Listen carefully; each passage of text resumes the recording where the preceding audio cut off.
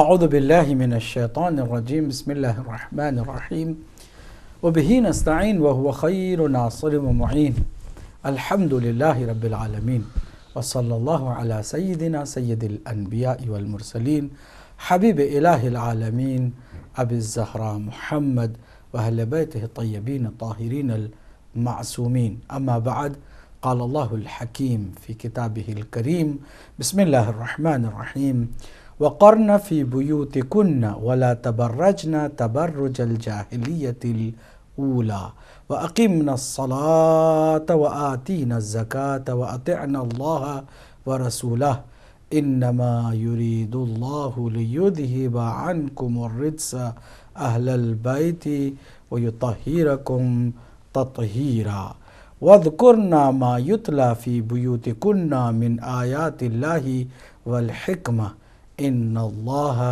کان لطیفا خبیرا صدق اللہ العلی العظیم۔ ناظرین، اللہ سبحانہ وتعالیٰ کی حمد و ثنا سے گفتگو کا آغاز کرتے ہوئے بہترین ہستیوں پر یعنی محمد مصطفیٰ صلی اللہ علیہ وآلہ وسلم اور آپ کے خاندان مطہر پر درود و سلام بھیجتے ہیں۔ آپ کی خدمت میں بھی مخلصانہ سلام پیش کرتے ہوئے تعزیت پیش کرتے ہیں ایام فاطمیہ میں شہادت سید کائنات اور شہزادی دو عالم جناب فاطمۃ الزہرا سلام اللہ علیہا کی مناسبت پر۔ ناظرین، عصمت فاطمیہ کے اس پروگرام میں ہم دوسری مرتبہ حاضر ہوئے ہیں۔ یہ ہمارا دوسرا پروگرام ہے۔ اس پروگرام کا بنیادی مقصد ہے کہ ہم شہزادی کونین سلام اللہ علیہا کی معرفت حاصل کریں، کیونکہ آپ کی معرفت سے یقیناً ہمیں نجات کا راستہ ملتا ہے، اور جناب سیدہ سلام اللہ علیہا کی خوشنودی کو نبی مکرم صلی اللہ علیہ وآلہ وسلم کی متفق علیہ حدیث کی روشنی میں خود جناب رسالت مآب صلی اللہ علیہ وآلہ وسلم کی خوشنودی بتایا گیا ہے۔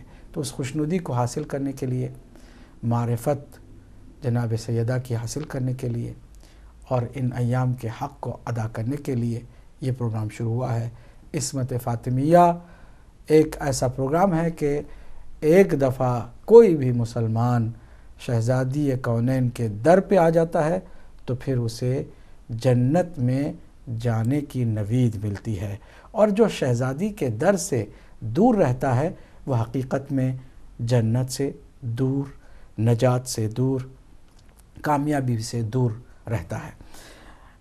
ناظرین، ہم نے پہلے پروگرام میں یہ بتایا تھا کہ آئے تطہیر فضائل کے باب میں ایک ایسی عظیم قرآنی دلیل ہے کہ اس آیت کی شان نزول جو بیان کی گئی ہے وہ متفق علیہ متواتر ہے، اور اہل سنت اور اہل تشیع کی کتب احادیث میں، کتب تفاسیر میں اس کا بھرپور ذکر ہوا ہے۔ ہم نے اہل سنت کی تفاسیر اور کتب احادیث سے اس کے شان نزول کو پچھلے پروگرام میں بتایا۔ آج ہم جو کچھ بتانے جا رہے ہیں وہ ابھی ہم آپ کی خدمت میں ضرور ابتدا میں عرض کریں گے۔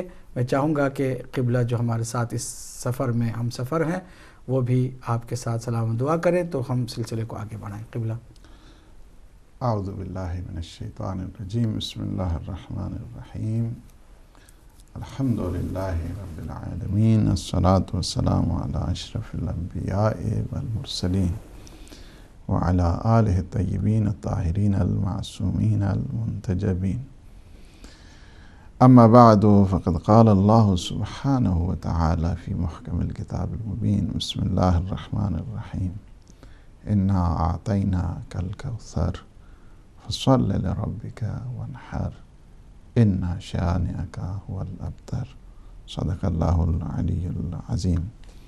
سب سے پہلے آپ کی خدمت، اپنے تمام ناظرین اور سامعین کی خدمت میں ہدیہ سلام کے ساتھ ساتھ ایام فاطمیہ کی مناسبت سے آپ سب کو تعزیت پیش کرتا ہوں۔ اللہ سبحانہ و تعالیٰ سے دعا ہے کہ وہ ہمیں سیرت جناب سیدہ کونین فاطمہ زہرا سلام اللہ علیہا ہم سب کو نصیب فرمائے اور ان کی پاک شفاعت تمام عالم اسلام کو انشاءاللہ العزیز عنایت فرمائے بحق محمد و آل محمد۔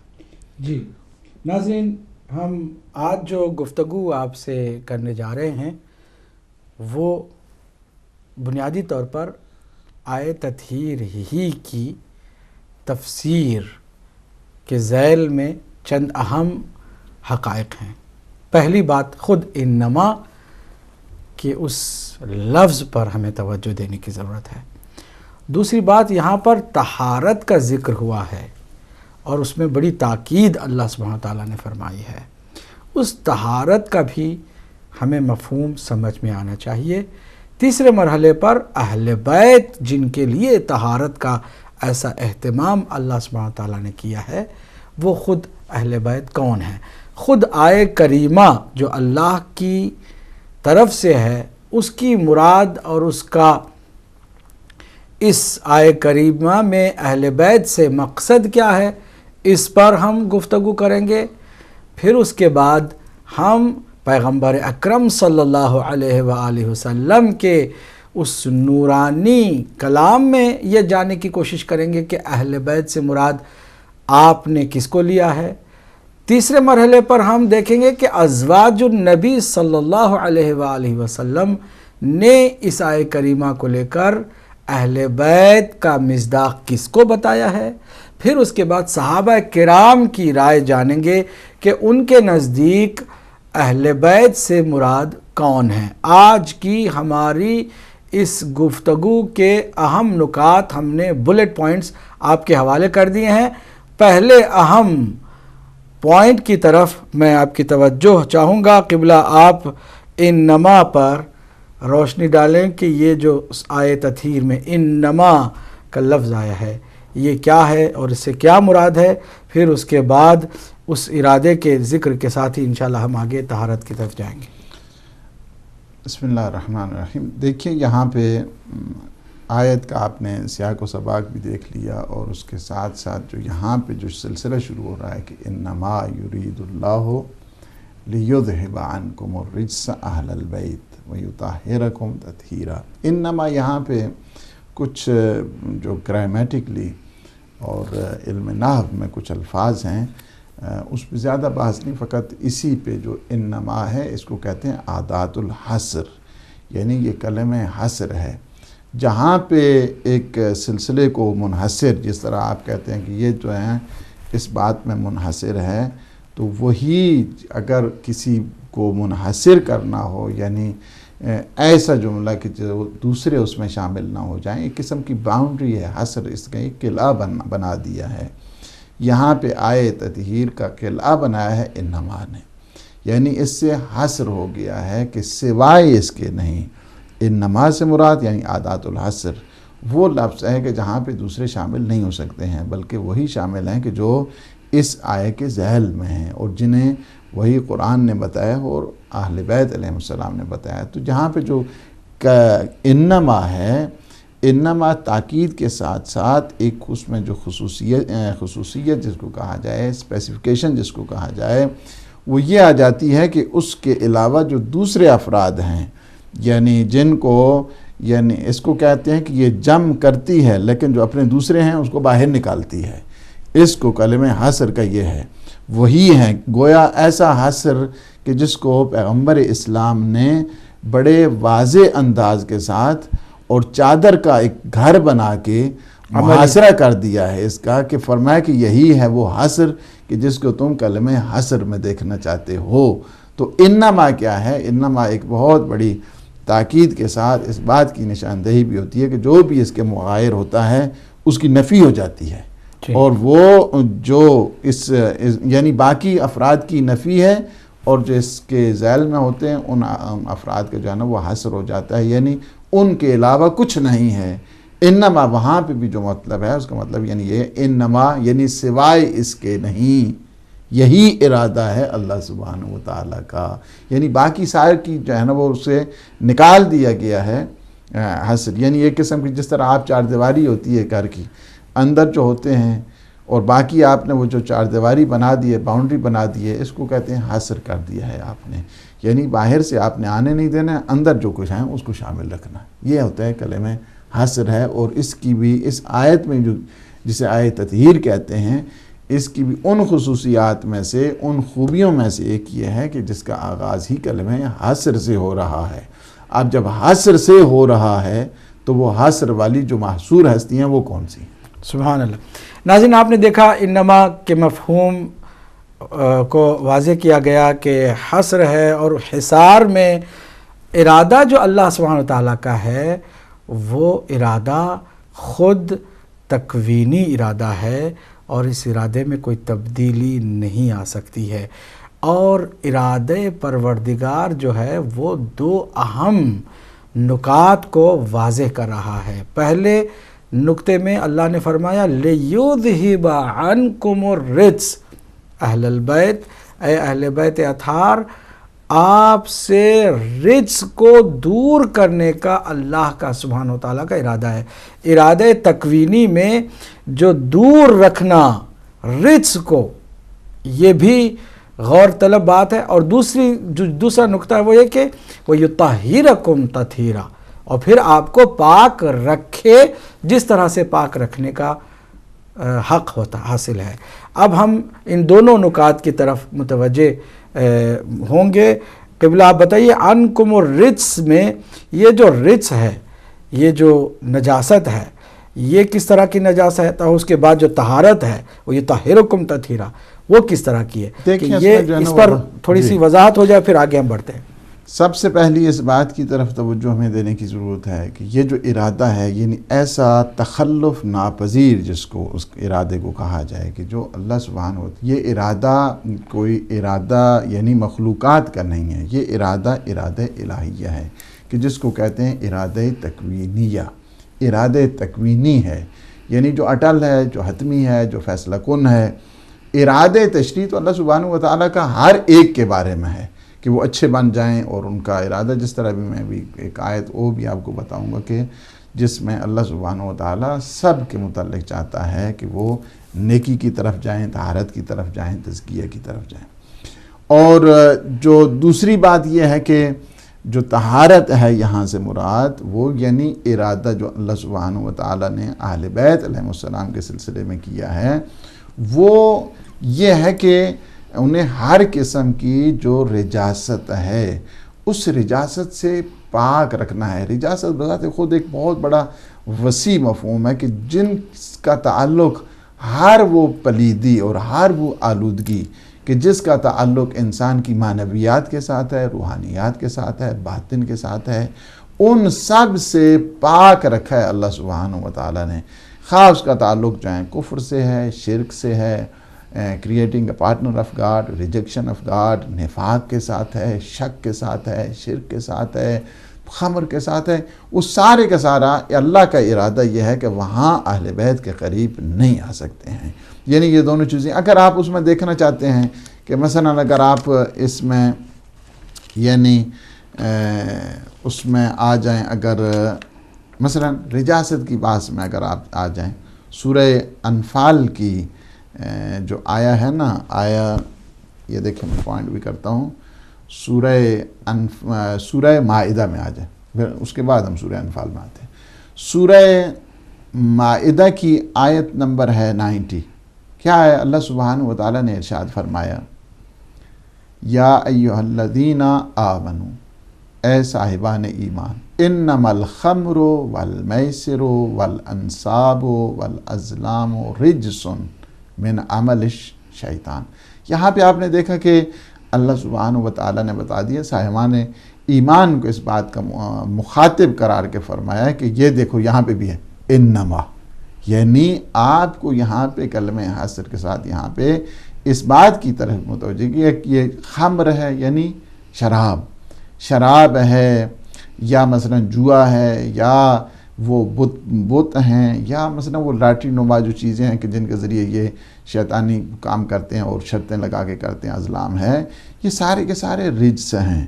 یعنی یہاں سے وہ بھی آپ کو بہت زیادہ، یعنی اگر کوئی شخص شراب پیتا ہے، خاص زندگی کے کسی مرحلے میں اس نے کیا ہو، یا بت پرستی میں گرفتار ہوا ہو، یا کسی بے ایمانی میں ہوا ہو، یا مسلمان نہ ہو، پہلے نان مسلم ہو پھر بعد میں مسلمان ہو گیا ہو، وہ یعنی کہ وہ ساری کیٹیگریز ہیں کہ جو اہل بیت، کہ جنہیں اہل بیت طہارت کہتے ہیں، جنہیں اہل بیت شرف کہتے ہیں، اس میں یہ شامل نہیں ہو سکتے ہیں۔ یعنی اہل بیت طہارت میں، اہل بیت شرف میں ان کا کوئی تعلق نہیں ہے کہ جب زندگی کے کسی مرحلے میں شراب نوشی میں آ گیا ہو، بت پرستی میں آ گیا ہو، شطرنج اور اس قسم کی چیزیں ہیں اسلام میں آ گیا ہو، یا ناپاک ان افعال میں آ گیا ہو، یہ سارے کے سارے اللہ سبحانہ و تعالیٰ نے کیا فرمایا ہے؟ رجس ہیں یہ سارے۔ یعنی یہ کیا ہے؟ خمر رجس ہے، میسر رجس ہے، انصاب رجس ہے، ازلام رجس ہیں۔ آپ اس کو آپ دیکھیں، انما یرید اللہ لیذھب عنکم الرجس عنکم الرجس، ہم نے کیا، اللہ نے ارادہ کیا ہے کہ تم سے رجس کو دور رکھے، دور کرے نہیں، دور رکھے۔ جس طرح جو ہے نا وہ آپ کہتے ہیں کہ مثلا اس کو keep it clean, do it clean, جس طرح جو ہے کیپ اٹ کلین اور ڈو اٹ کلین میں فرق ہے، اسی طرح جو ہے نا پاک رکھے اور پاک کرے میں جو ہے نا وہ فرق ہوتا ہے۔ آپ اپنے لباس کو پاک رکھیں، یعنی پاک ہے تو اس کو پاک رکھنا ہے، پاک کریں یعنی اس کا مطلب یعنی یہ ہے کہ کسی مرحلے میں بھی اگر وہ نجس ہو کہ اس کو پاک کرنا ہے، تو یہ ہے پاک رکھے۔ فرمایا کہ من عمل الشیطان فاجتنبوہ لعلکم تفلحون، ان سارے کاموں سے تم بچو اگر تم نے واقعاً میں حقیقتاً میں چاہتے ہو کہ تمہاری ایک سکسیسفل لائف ہو، تم چاہتے ہو فلاح، چاہتے ہو تم چاہتے ہو کامیابی، تو آپ کو چاہیے کہ ان سارے جتنے ہیں، خمر ہے، میسر ہے، انصاب ہے اور ازلام ہے، ان سے اپنے آپ کو بچانا ہوگا۔ تو یعنی یہ ہے کہ رجس بذات خود یہ سارے جو باطنی پلیدگی ہے یا باطنی آلودگی ہے، یہ ساری کی ساری اس کو رجاست میں شمار کیا جا سکتا ہے۔ اسی وجہ سے اللہ سبحانہ و تعالیٰ نے جو اہل بیت عصمت اور شرافت جن کو قرار دیا ہے، وہ آتی سجدہ پروردگار کرتے ہیں، جاتی سجدہ پروردگار میں رہتے ہیں۔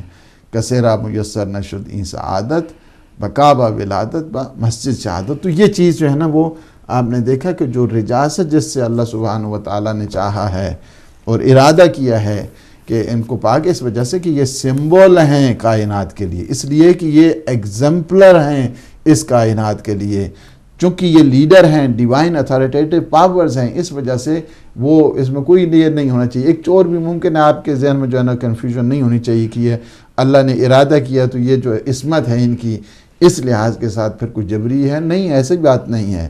اللہ سبحانہ و تعالیٰ نے انہیں وہ کوالٹیز دی ہیں کہ روز بروز اس میں جو ہے نا اکتساب بھی ہے۔ اللہ سبحانہ و تعالیٰ نے انہیں اس ڈیوائن نالج کے ذریعے، وہب کے ذریعے اور اس عطیے کے ذریعے بھی دیا ہے تاکہ وہ اس کائنات کے جو نظام ہے اس کی وراثت کو آگے بڑھاتے ہوئے اور بنی نوع بشریت کی ہدایت کریں۔ سبحان اللہ۔ ناظرین، آپ نے رجس کے مفہوم کو بھی سن لیا۔ میں چاہتا ہوں کہ تھوڑا سا اس بات کو واضح کر دوں کہ یہاں اس آیہ کریمہ میں، آیہ تطہیر میں جو خاص بات ہے وہ یہ ہے کہ نجاست و طہارت کا جو ذکر ہے دیگر آیات میں بھی، جیسے کہ ایک آیت کریمہ کی تلاوت کر کے انہوں نے بتایا، وہ ظاہری اور تشریعی طہارت اور نجاست کی بات ہوئی ہے۔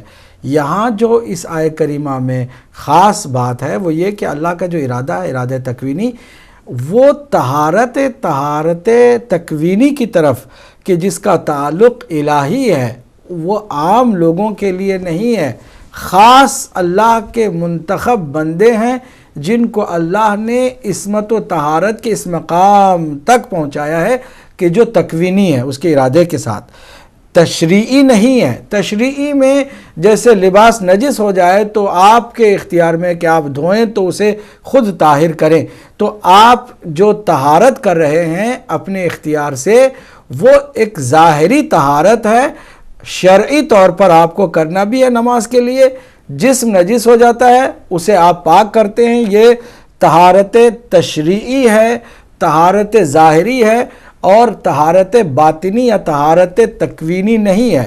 یہاں جو خاص بات ہے وہ یہ ہے کہ جو رجس ہے وہ بھی ہر طرح کی پلیدی اور ہر طرح کی گندگی، یہاں تک کہ اگر کسی کے ذہن میں بھی کوئی برا خیال آتا ہے تو اس برے خیال کو بھی رجس کہتے ہیں۔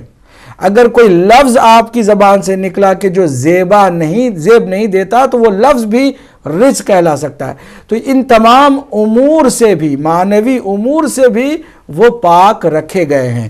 یہ مفہوم تکوینی کا ہے، طہارت اور نجاست تکوینی کی بات یہاں ہو رہی ہے، جبکہ دیگر آیات میں اگر وہ یطہرکم کا لفظ بھی آ گیا ہے تو وہ طہارت ظاہری کی طرف دلالت کر رہا ہے۔ ایک اور بات میں جو آپ کی خدمت میں بتاتا ہوا چاہوں گا کہ قبلہ اس آیہ کریمہ کو بھی بتائیں کہ ایک لفظ ہے رجس، رے جیم سین، رجس، اور جس کی بات یہاں ہو رہی ہے لِيُذْهِبَ عَنْكُمُ الرِّجْسَ، اور رجس یہ جو رے جے سین ہے، رے جیم سین، اس رجس کا مطلب ہے ہر طرح کی گندگی، ہر طرح کی پلیدی، حتیٰ سوچ کی، حتیٰ الفاظ کی، عمل کی، حرکات کی، ظاہری اور باطنی، ہر طرح کی نجاست، اسے رجس کہتے ہیں۔ ایک اور لفظ ہے رے جیم زے، رجز، وہ بھی نجاست کو کہتے ہیں، وہ ظاہری نجاست کو کہتے ہیں۔ رجس میں اور رجز میں یہ فرق ہے، اور اس فرق کو اللہ سبحانہ تعالیٰ نے واضح کیا ہے دیگر آیات میں۔ میں چاہوں گا ایک نمونہ ضرور پڑھ کے سنائیے گا۔ سورہ انفال میں ہے یہ، جی، اور سورہ انفال کی آیت نمبر جو ہے نا وہ 11 ہیں، 11 نمبر جو ہے نا آیت ہے۔ بسم اللہ الرحمن الرحیم۔ اذ یغشیکم النعاس امنة منہ وینزل علیکم من السماء ماء لیطہرکم بہ ویذہب عنکم رجز الشیطان ولیربط علی قلوبکم ویثبت بہ الاقدام۔ یہاں پہ جو رجز بمعنی ہے، یعنی رجز وہ نجاست ہے، آلودگی ہے کہ جو انسان وہ ایک پورا جو جنگ بدر کا واقعہ ہے اس سلسلے کی طرف نشاندہی ہے کہ جب ان کے لباس مجاہدین کے نجس ہو گئے تھے اور اللہ سبحانہ و تعالیٰ نے اپنی رحمت سے بارش کو برسایا، اور ایک طرف سے کہ جہاں پہ وہ ریتلی جگہ تھی اور ان کا چلنا مشکل تھا، ایک طرف سے اللہ نے بارش کو برسایا تاکہ اس زمین کو ہموار کر دیا جائے، تو دوسری طرف سے یہ ہے کہ ان کی جو لباس میں آلودگی آ گئی تھی اس آلودگی کو بھی اللہ نے بچا دیا ہے کہ جو شیطان کی طرف سے تھی۔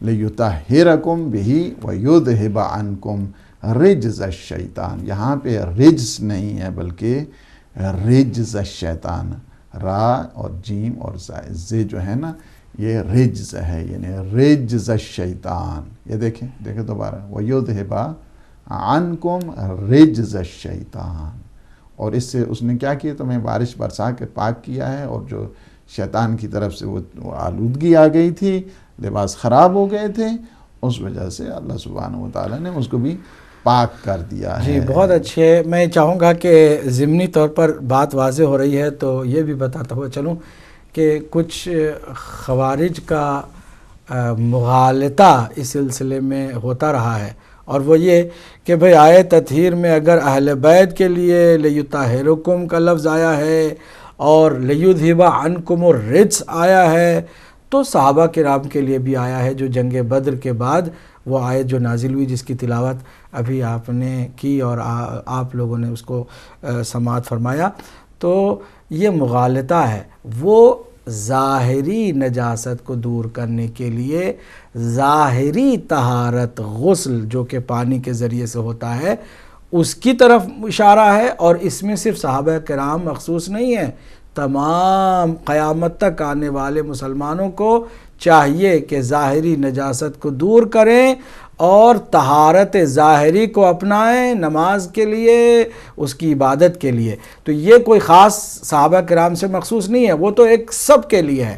یہاں جو آیت تطہیر ہے، اس آیت تطہیر کو جس میں اللہ نے تکوینی ارادے تکوینی کے ساتھ بیان فرمایا ہے، وہ اہل بیت اطہار کے لیے کہ جو طہارت تکوینی ہے، عصمت کی بات ہو رہی ہے، ظاہری نجاست و طہارت کا تصور نہیں ہے، تشریعی طہارت و نجاست کا تصور نہیں ہے، تکوینی طہارت و نجاست کی بات ہو رہی ہے کہ رجس جو ہے وہ دور اللہ نے رکھا، اور طہارت باطنی اور معنوی اور تکوینی ہے کہ جس کی طرف اللہ سبحانہ تعالیٰ نے اس آیہ کریمہ میں واضح فرمایا۔ تو یہ بھی اگر مغالطہ کسی کے ذہن میں رہ گیا ہو تو وہ بھی دور کر لے، کیونکہ قرآن کے ساتھ مذاق اچھی بات نہیں ہے، قرآن کے الفاظ سے کھیلنا بھی نہیں چاہیے، کیونکہ اللہ کا کلام ہے اور اللہ کے کلام میں اتنی امانت داری ہونی چاہیے کہ ظاہری طہارت کا جہاں ذکر ہوا ہے تو ہمیں پتہ ہو اور ہم بتائیں کہ یہ ظاہری ہے،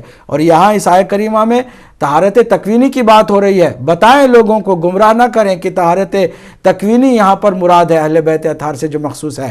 اور پھر دوسری بات جو ہے وہاں پر رجز ہے، رجز رے جیم زے، اور یہاں رجز ہے رے جیم سین، تو بہت فرق ہے اور اس میں لوگوں کو گمراہ نہیں کرنا چاہیے۔ ہم قبلہ آگے بڑھتے ہیں۔ بنیادی طور پر اب جو ہم جس مرحلے پر پہنچے ہیں وہ مرحلہ ہے اس آیہ کریمہ کے سیاق و سباق کو سمجھنے کا۔ ناظرین، یہ بھی ایک بہت بڑی تاریخ اسلام میں مصیبت ہے کہ ایک ایسی بات کہ جس کا نہ سر ہے نہ پاؤں، اس کو عقیدہ بنا کر کے اکثریت کے دماغوں میں ڈال دیا گیا، اور وہ یہ کہ یہ آیت ہی ازواج النبی کے لیے ہے، تو اہل بیت ازواج پیغمبر صلی اللہ علیہ وآلہ وسلم ہیں، اہل بیت سے مراد ازواج ہیں۔ وہ تو بعد میں اللہ کے نبی صلی اللہ علیہ وآلہ وسلم نے اپنے گھر والوں کو اکٹھا کر کے دعا کے ذریعے سے کہ ان کو بھی اے اللہ اہل بیت میں شامل کر لے، تو اللہ نے ان کو بھی شامل کیا۔ تو بنیادی طور پر یہ آیت وہ ازواج کے لیے ہے، اور ازواج ہی اہل بیت ہیں، اور اللہ کے نبی صلی اللہ علیہ وآلہ وسلم نے اپنی طرف سے اپنے گھر والوں کو بھی اہل بیت میں شامل کیا۔ بنیادی طور پر اگر کوئی مسلمان کلمہ گو ہے تو اس کو بنیادی باتیں تو معلوم ہونے چاہیے۔ بیسک بات یہ ہے کہ کبھی بھی اللہ کے ارادے کے مقابل میں نبی کا کوئی ارادہ نہیں ہوتا ہے۔ ہمارا نبی اپنی خواہشات کے مطابق چلنے والا نہیں ہے کہ اپنے گھر والوں کو بھی اہل بیت میں شامل کر دے۔ اچھا، یہاں پر جو لوگوں کو گمراہ کیا جاتا ہے وہ یہ کہ اللہ نے ازواج کو اہل بیت بتایا، اللہ کے نبی نے اپنے گھر والوں کو بلا کر کے علی، فاطمہ، حسن، حسین علیہ السلام کو چادر کے نیچے جمع کر کے اہل بیت بتایا۔ تو اللہ کے بنائے ہوئے ازواج نبی ہیں، اور رسول اللہ کے بنائے ہوئے اہل بیت جو ہے وہ ہستیاں ہیں کہ جن کا ہم نے ذکر کیا، خمسہ طیبہ سلام اللہ علیہم اجمعین۔ تو یہ ایک مغالطہ، ایک ایسی مصیبت جو سطحی اور بیسک اسٹوڈنٹ کے لیے بھی تکلیف دہ ہے۔ میں چاہوں گا کہ قرآن ہی سے ہم سمجھیں کہ کیا نبی مکرم اپنی طرف سے بھی کوئی کام کرتے ہیں جو اللہ کے ارادے سے ہٹ کر ہو؟ قبلہ، اس پر آپ کیا کہیں گے؟ جی بالکل صحیح ہے، یعنی ایسا کبھی بھی نہیں، پیغمبر اسلام صلی اللہ علیہ وآلہ وسلم کے سلسلے میں یہ سوچنا بھی گناہ ہے کہ وہ اپنی طرف سے یعنی کوئی اس قسم کی بات کہ جبکہ جس پر مہر ثبت کر دی ہے خود اللہ سبحانہ و تعالی نے بھی سورہ نجم میں ہے کہ وما ينطق عن الهوى ان هو الا وحی یوحی۔ اب آپ دیکھ سکتے ہیں، میں چاہوں گا کہ ناظرین اس کو دیکھیں کمپیوٹر پہ، وما ينطق عن الهوى ان هو الا وحی یوحی، کہ میرا حبیب سورہ نجم ہے، قرآن مجید کا 53واں سورہ ہے اور آیت نمبر 4 ہے، اور ابتدا ہی سے آپ دیکھیں والنجم اذا ہوا ما ضل صاحبکم وما غوا وما ينطق عن الهوى، وہ اپنی خواہش کے مطابق کلام بھی نہیں کرتا ہے، اللہ کا نبی خواہشات کے مطابق بات بھی نہیں کرتا ہے۔ ان ہوا الا وحی یوحا، اس کا کلام وہی ہے جو مسلسل نازل ہوتی رہتی ہے۔ یعنی جو نبی مکمل تابع ہے وحی کے، اس کے بارے میں یہ سوچ لینا کہ اللہ کے بنائے ہوئے اہل بیت اور ہیں اور رسول اللہ کے بنائے ہوئے اہل بیت اور ہیں، یہ خود رسول اللہ پہ بھی ظلم ہے اور اللہ سبحانہ وتعالیٰ کے کلام پر بھی ظلم ہے۔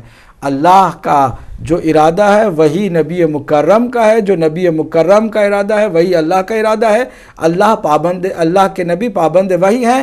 مزید آیات اگر آپ تھوڑا سا دیکھیں، اس کے علاوہ بھی آیات آپ اگر دیکھنا چاہیں، وَمَا تَشَاءُونَ إِلَّا أَن يَشَاءَ اللَّهُ، آپ چاہتے ہی کچھ نہیں ہیں، یہ وہی چاہتے ہیں کہ جو اللہ سبحانہ وتعالی چاہتے ہیں، یعنی اپنی چاہت کو بھی بالکل وہی مشیت پروردگار کے ساتھ جوڑ دیا ہے۔ وَمَا رَمَيْتَ إِذْ رَمَيْتَ وَلَكِنَّ اللَّهَ رَمَى، یعنی اگر آپ دیکھیں نطق کے پیغمبر اسلام کو تو وہ بھی محفوظ ہے عن الخطا۔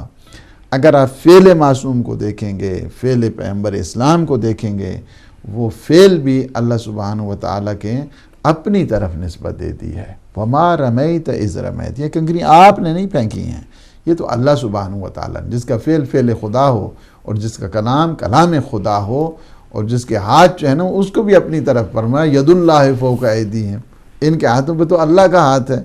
اور وَمَا تَشَاءُونَ إِلَّا أَن يَشَاءَ اللَّهُ، یعنی یہ چاہتی ہی وہی کچھ ہے کہ جو اللہ سبحانہ وتعالی چاہتا ہے۔ پھر کیا ہے کہ وہ سٹیٹس آپ کو دیکھنا ہوگا، وہ پرسنالٹی آپ کو دیکھنی ہوگی، اور وہ اتھارٹیٹو پاور جو ہے کہ جس کا وما محمد الا رسول، یعنی یہ تو مہر لگا دی ہے، ثبت کر دیا ہے کہ ہمارا یعنی یہ ذاتی نہیں، ذات سے ہٹ کر پورا کا پورا جو پروٹوکول ہے وہ اس بات کی طرف دے دیا کہ الا رسول، ہر کام ان کا بنیاد رسالت بن رہا ہے۔ یعنی جس کو یہ جتنے بھی آپ اگر عہدے دیکھ رہے ہیں، جتنے بھی آپ سفارشات دیکھ رہے ہیں، یہ سارے کا سارا ایک قسم کا یہ ہے کہ اس انداز کے ساتھ اس کو انڈوز کیا گیا کہ رسالت کے سائے میں ہو رہا ہے، اور پیغمبر اسلام اپنی طرف سے کچھ نہیں کہتے، اور یہ تو خطابت ہے، اور اس کو لوگوں کو خوش کرنے کے لیے ایک بیچ میں ایک ویسی جو ہے نا چیز نکال لیں کہ ہاں جی اللہ نے یہ کر دیا تو پیغمبر نے اس طرح کر دیا، اور یہ جو ہے نا یہ وہ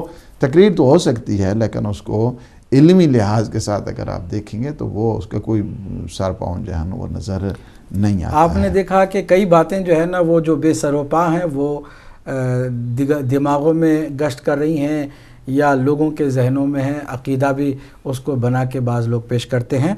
اچھا، ازواج النبی صلی اللہ علیہ وآلہ وسلم کے لیے جو قرآن نے فضیلت بیان کی وہ اپنی جگہ پر ہے کہ وہ امہات المومنین ہے، اس میں کسی طرح کی کسی کو گنجائش نہیں ہے کہ شک کرے، لیکن بات یہاں پر اہل بیت کی ہے۔ آیہ تطہیر میں آیا ازواج النبی ہیں یا نہیں ہیں، یہ جو مغالطہ ہوا ہے اس کے لیے دو چیزیں ہیں، بنیادی طور پر ان دو چیزوں کو انہوں نے دلیل رکھی ہے، دلیل بنا کے رکھی ہے۔ پہلی چیز کہا کہ وہ جو آیہ کریمہ ہے سورہ احزاب کی، جس کی تلاوت ہم نے سیاق و سباق کے ساتھ کر ڈالی، اس آیہ کریمہ کا اصل میں جو خطاب ہے وہ ازواج النبی کے لیے ہے، لہٰذا وہ جو اہل البیت کا جو اس میں ذکر ہے وہ بھی اس میں ازواج بھی شامل ہیں، یہ ایک دلیل بنا کے پیش کی جاتی ہے۔ دوسری جو دلیل پیش کی جاتی ہے کہ ایک خارجی ہے، اب ہم بتائیں گے بعد میں، اس کے نام کو بھی فی الحال ہم تھوڑا سا پردے میں رکھتے ہیں، اس ایک خارجی کے کہنے پر ایک پوری امت عقیدہ بنا کے بیٹھ گئی کہ یہ جو آیت تطہیر ہے اس میں ازواج بھی شامل ہیں۔ یہ کتنا بڑا قرآن کے اوپر اور اہل بیت اطہار کے اوپر ظلم ہے کہ ایک خارجی کے نظریے کو عقیدہ پوری امت کا بنا لیا گیا، اور وہ ایک ہی شخص ہے، اور یہ بھی نہیں کہ کئی لوگ ہیں، جتنے بعد میں آئے ہیں نا وہ اسی کی اتباع میں اس نظریے کو پروبال دیتے رہے ہیں۔ ہم چاہتے ہیں آپ کی توجہ سیاق و سباق کی طرف آئیں۔ آیا اللہ سبحانہ وتعالی نے واقعاً اس آیہ کریمہ کو کہ جو ازواج سے مخاطب ہے، اس آیہ کریمہ میں اہل بیت کو بھی ازواج کے لیے مخصوص کیا ہے کہ یہ اہل بیت سے مراد ازواج ہی ہیں، یا پھر اس کا سیاق و سباق مختلف ہے، اور یہ آیت تطہیر اپنی جگہ پر بالکل الگ اپنا مقام رکھتی ہے۔ اس پر توجہ کے لیے میں چاہوں گا کہ آپ اسکرین پر توجہ کریں۔ دیکھیے پھر سے ہم پڑھتے ہیں اس آیہ کریمہ کو۔ وَقَرْنَ فِي بُيُوتِكُنَّ، آپ ازواج نبی سے خطاب ہے، اے اللہ کے نبی کی بیویوں اپنے گھروں میں بیٹھی رہو، وَلَا تَبَرَّجْنَ تَبَرُّجَ الْجَاهِلِيَّةِ الْأُولَى، اور اپنے بناؤ سنگھار کو کہ جس طرح سے جاہلیت کے زمانے میں دکھایا جاتا تھا اسے ظاہر مت کرو۔ حکم ہے، دو حکم ہو گئے۔ پہلا حکم اپنے گھروں میں بیٹھی رہو، اور دوسرا حکم ہے کہ اپنے بناؤ سنگھار ظاہر نہ کرو۔ تیسرا حکم وَأَقِمْنَا الصَّلَاةَ، نماز کو قائم کرو۔ وَآتِينَا الزَّكَاةَ، اے رسول اللہ کی بیویوں زکوٰۃ بھی ادا کرو۔ وَأَطِعْنَا اللَّهَ وَرَسُولَهُ، اور اللہ اور اس کے رسول کی اطاعت بھی کرو۔ اب یہ آیہ کریمہ یہاں تک ہے جو ازواج سے مخاطب ہے۔ اب انما سے نہ لب و لہجہ اپنے پہلی والی آیت سے ملتا ہے، نہ الفاظ ملتے ہیں، نہ صیغے اس کے ملتے ہیں، نہ اس کی ضمیریں اس سے ملتی ہیں۔ بالکل عجیب انداز میں یہاں پر کلام ہے اللہ کا کہ انما، اللہ کا بس ارادہ یہی ہے، یرید اللہ لیذہب عنکم الرجس اہل البیت ویطہرکم تطہیرا۔ اور اس کے بعد پھر وذکرنا سے پھر ازواج النبی کے ساتھ خطاب ہے، وذکرنا ما یتلی فی بیوتکن، پھر جو کچھ تمہارے گھروں میں تلاوت ہو رہی ہے اللہ کے کلام کی اس کو یاد کرو، اس کا ذکر کرو، من آیات اللہ والحکمہ، اور حکمت کی آیتیں۔ اب ان اللہ کان لطیفا خبیرا، یہ ایک جنرل آیت ہے جس کو آپ اچھی طرح سے جانتے ہیں کہ بے شک اللہ لطیف اور خبیر ہے، باخبر ہے۔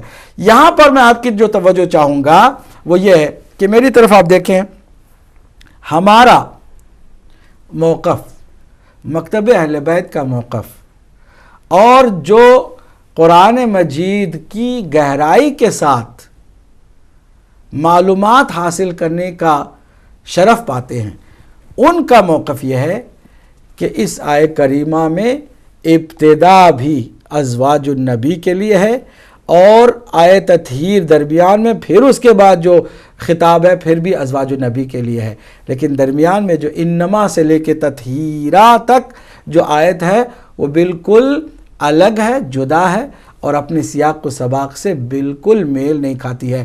لہٰذا اس آیہ کریمہ میں جو اہل بیت ہیں وہ ازواج سے مختلف ہیں، جدا ہیں، اور ازواج النبی اہل بیت میں شامل نہیں ہیں۔ یہ ہمارا موقف ہے، اس کے لیے دلیل آپ مانگ سکتے ہیں، ہم دلیل اسی آیہ کریمہ سے دے رہے ہیں۔ وہ یہ کہ آیت تطہیر سے پہلے 5 اللہ سبحانہ تعالیٰ نے خطاب کیے ہیں، کس کے ساتھ؟ ازواج النبی کے ساتھ۔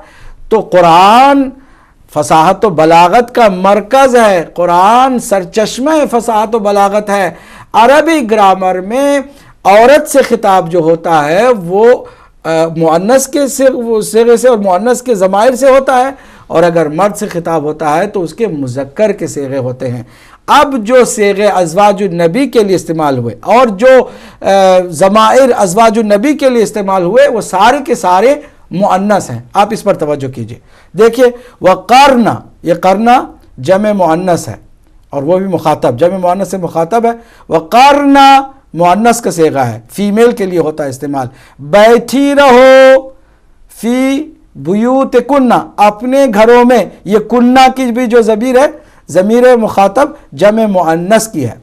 ولا تبرجنا، پھر یہ صیغہ بھی جمع مؤنث کا ہے اور خطاب ہے۔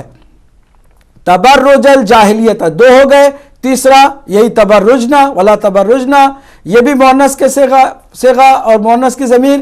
وَأَقِمْنَا، اور اے اللہ کے نبی کی بیویوں نماز قائم کرو۔ یہاں پر بھی جو جمع مؤنث کا جو صیغہ استعمال ہوا اور ضمیریں جمع مؤنث کی ہیں۔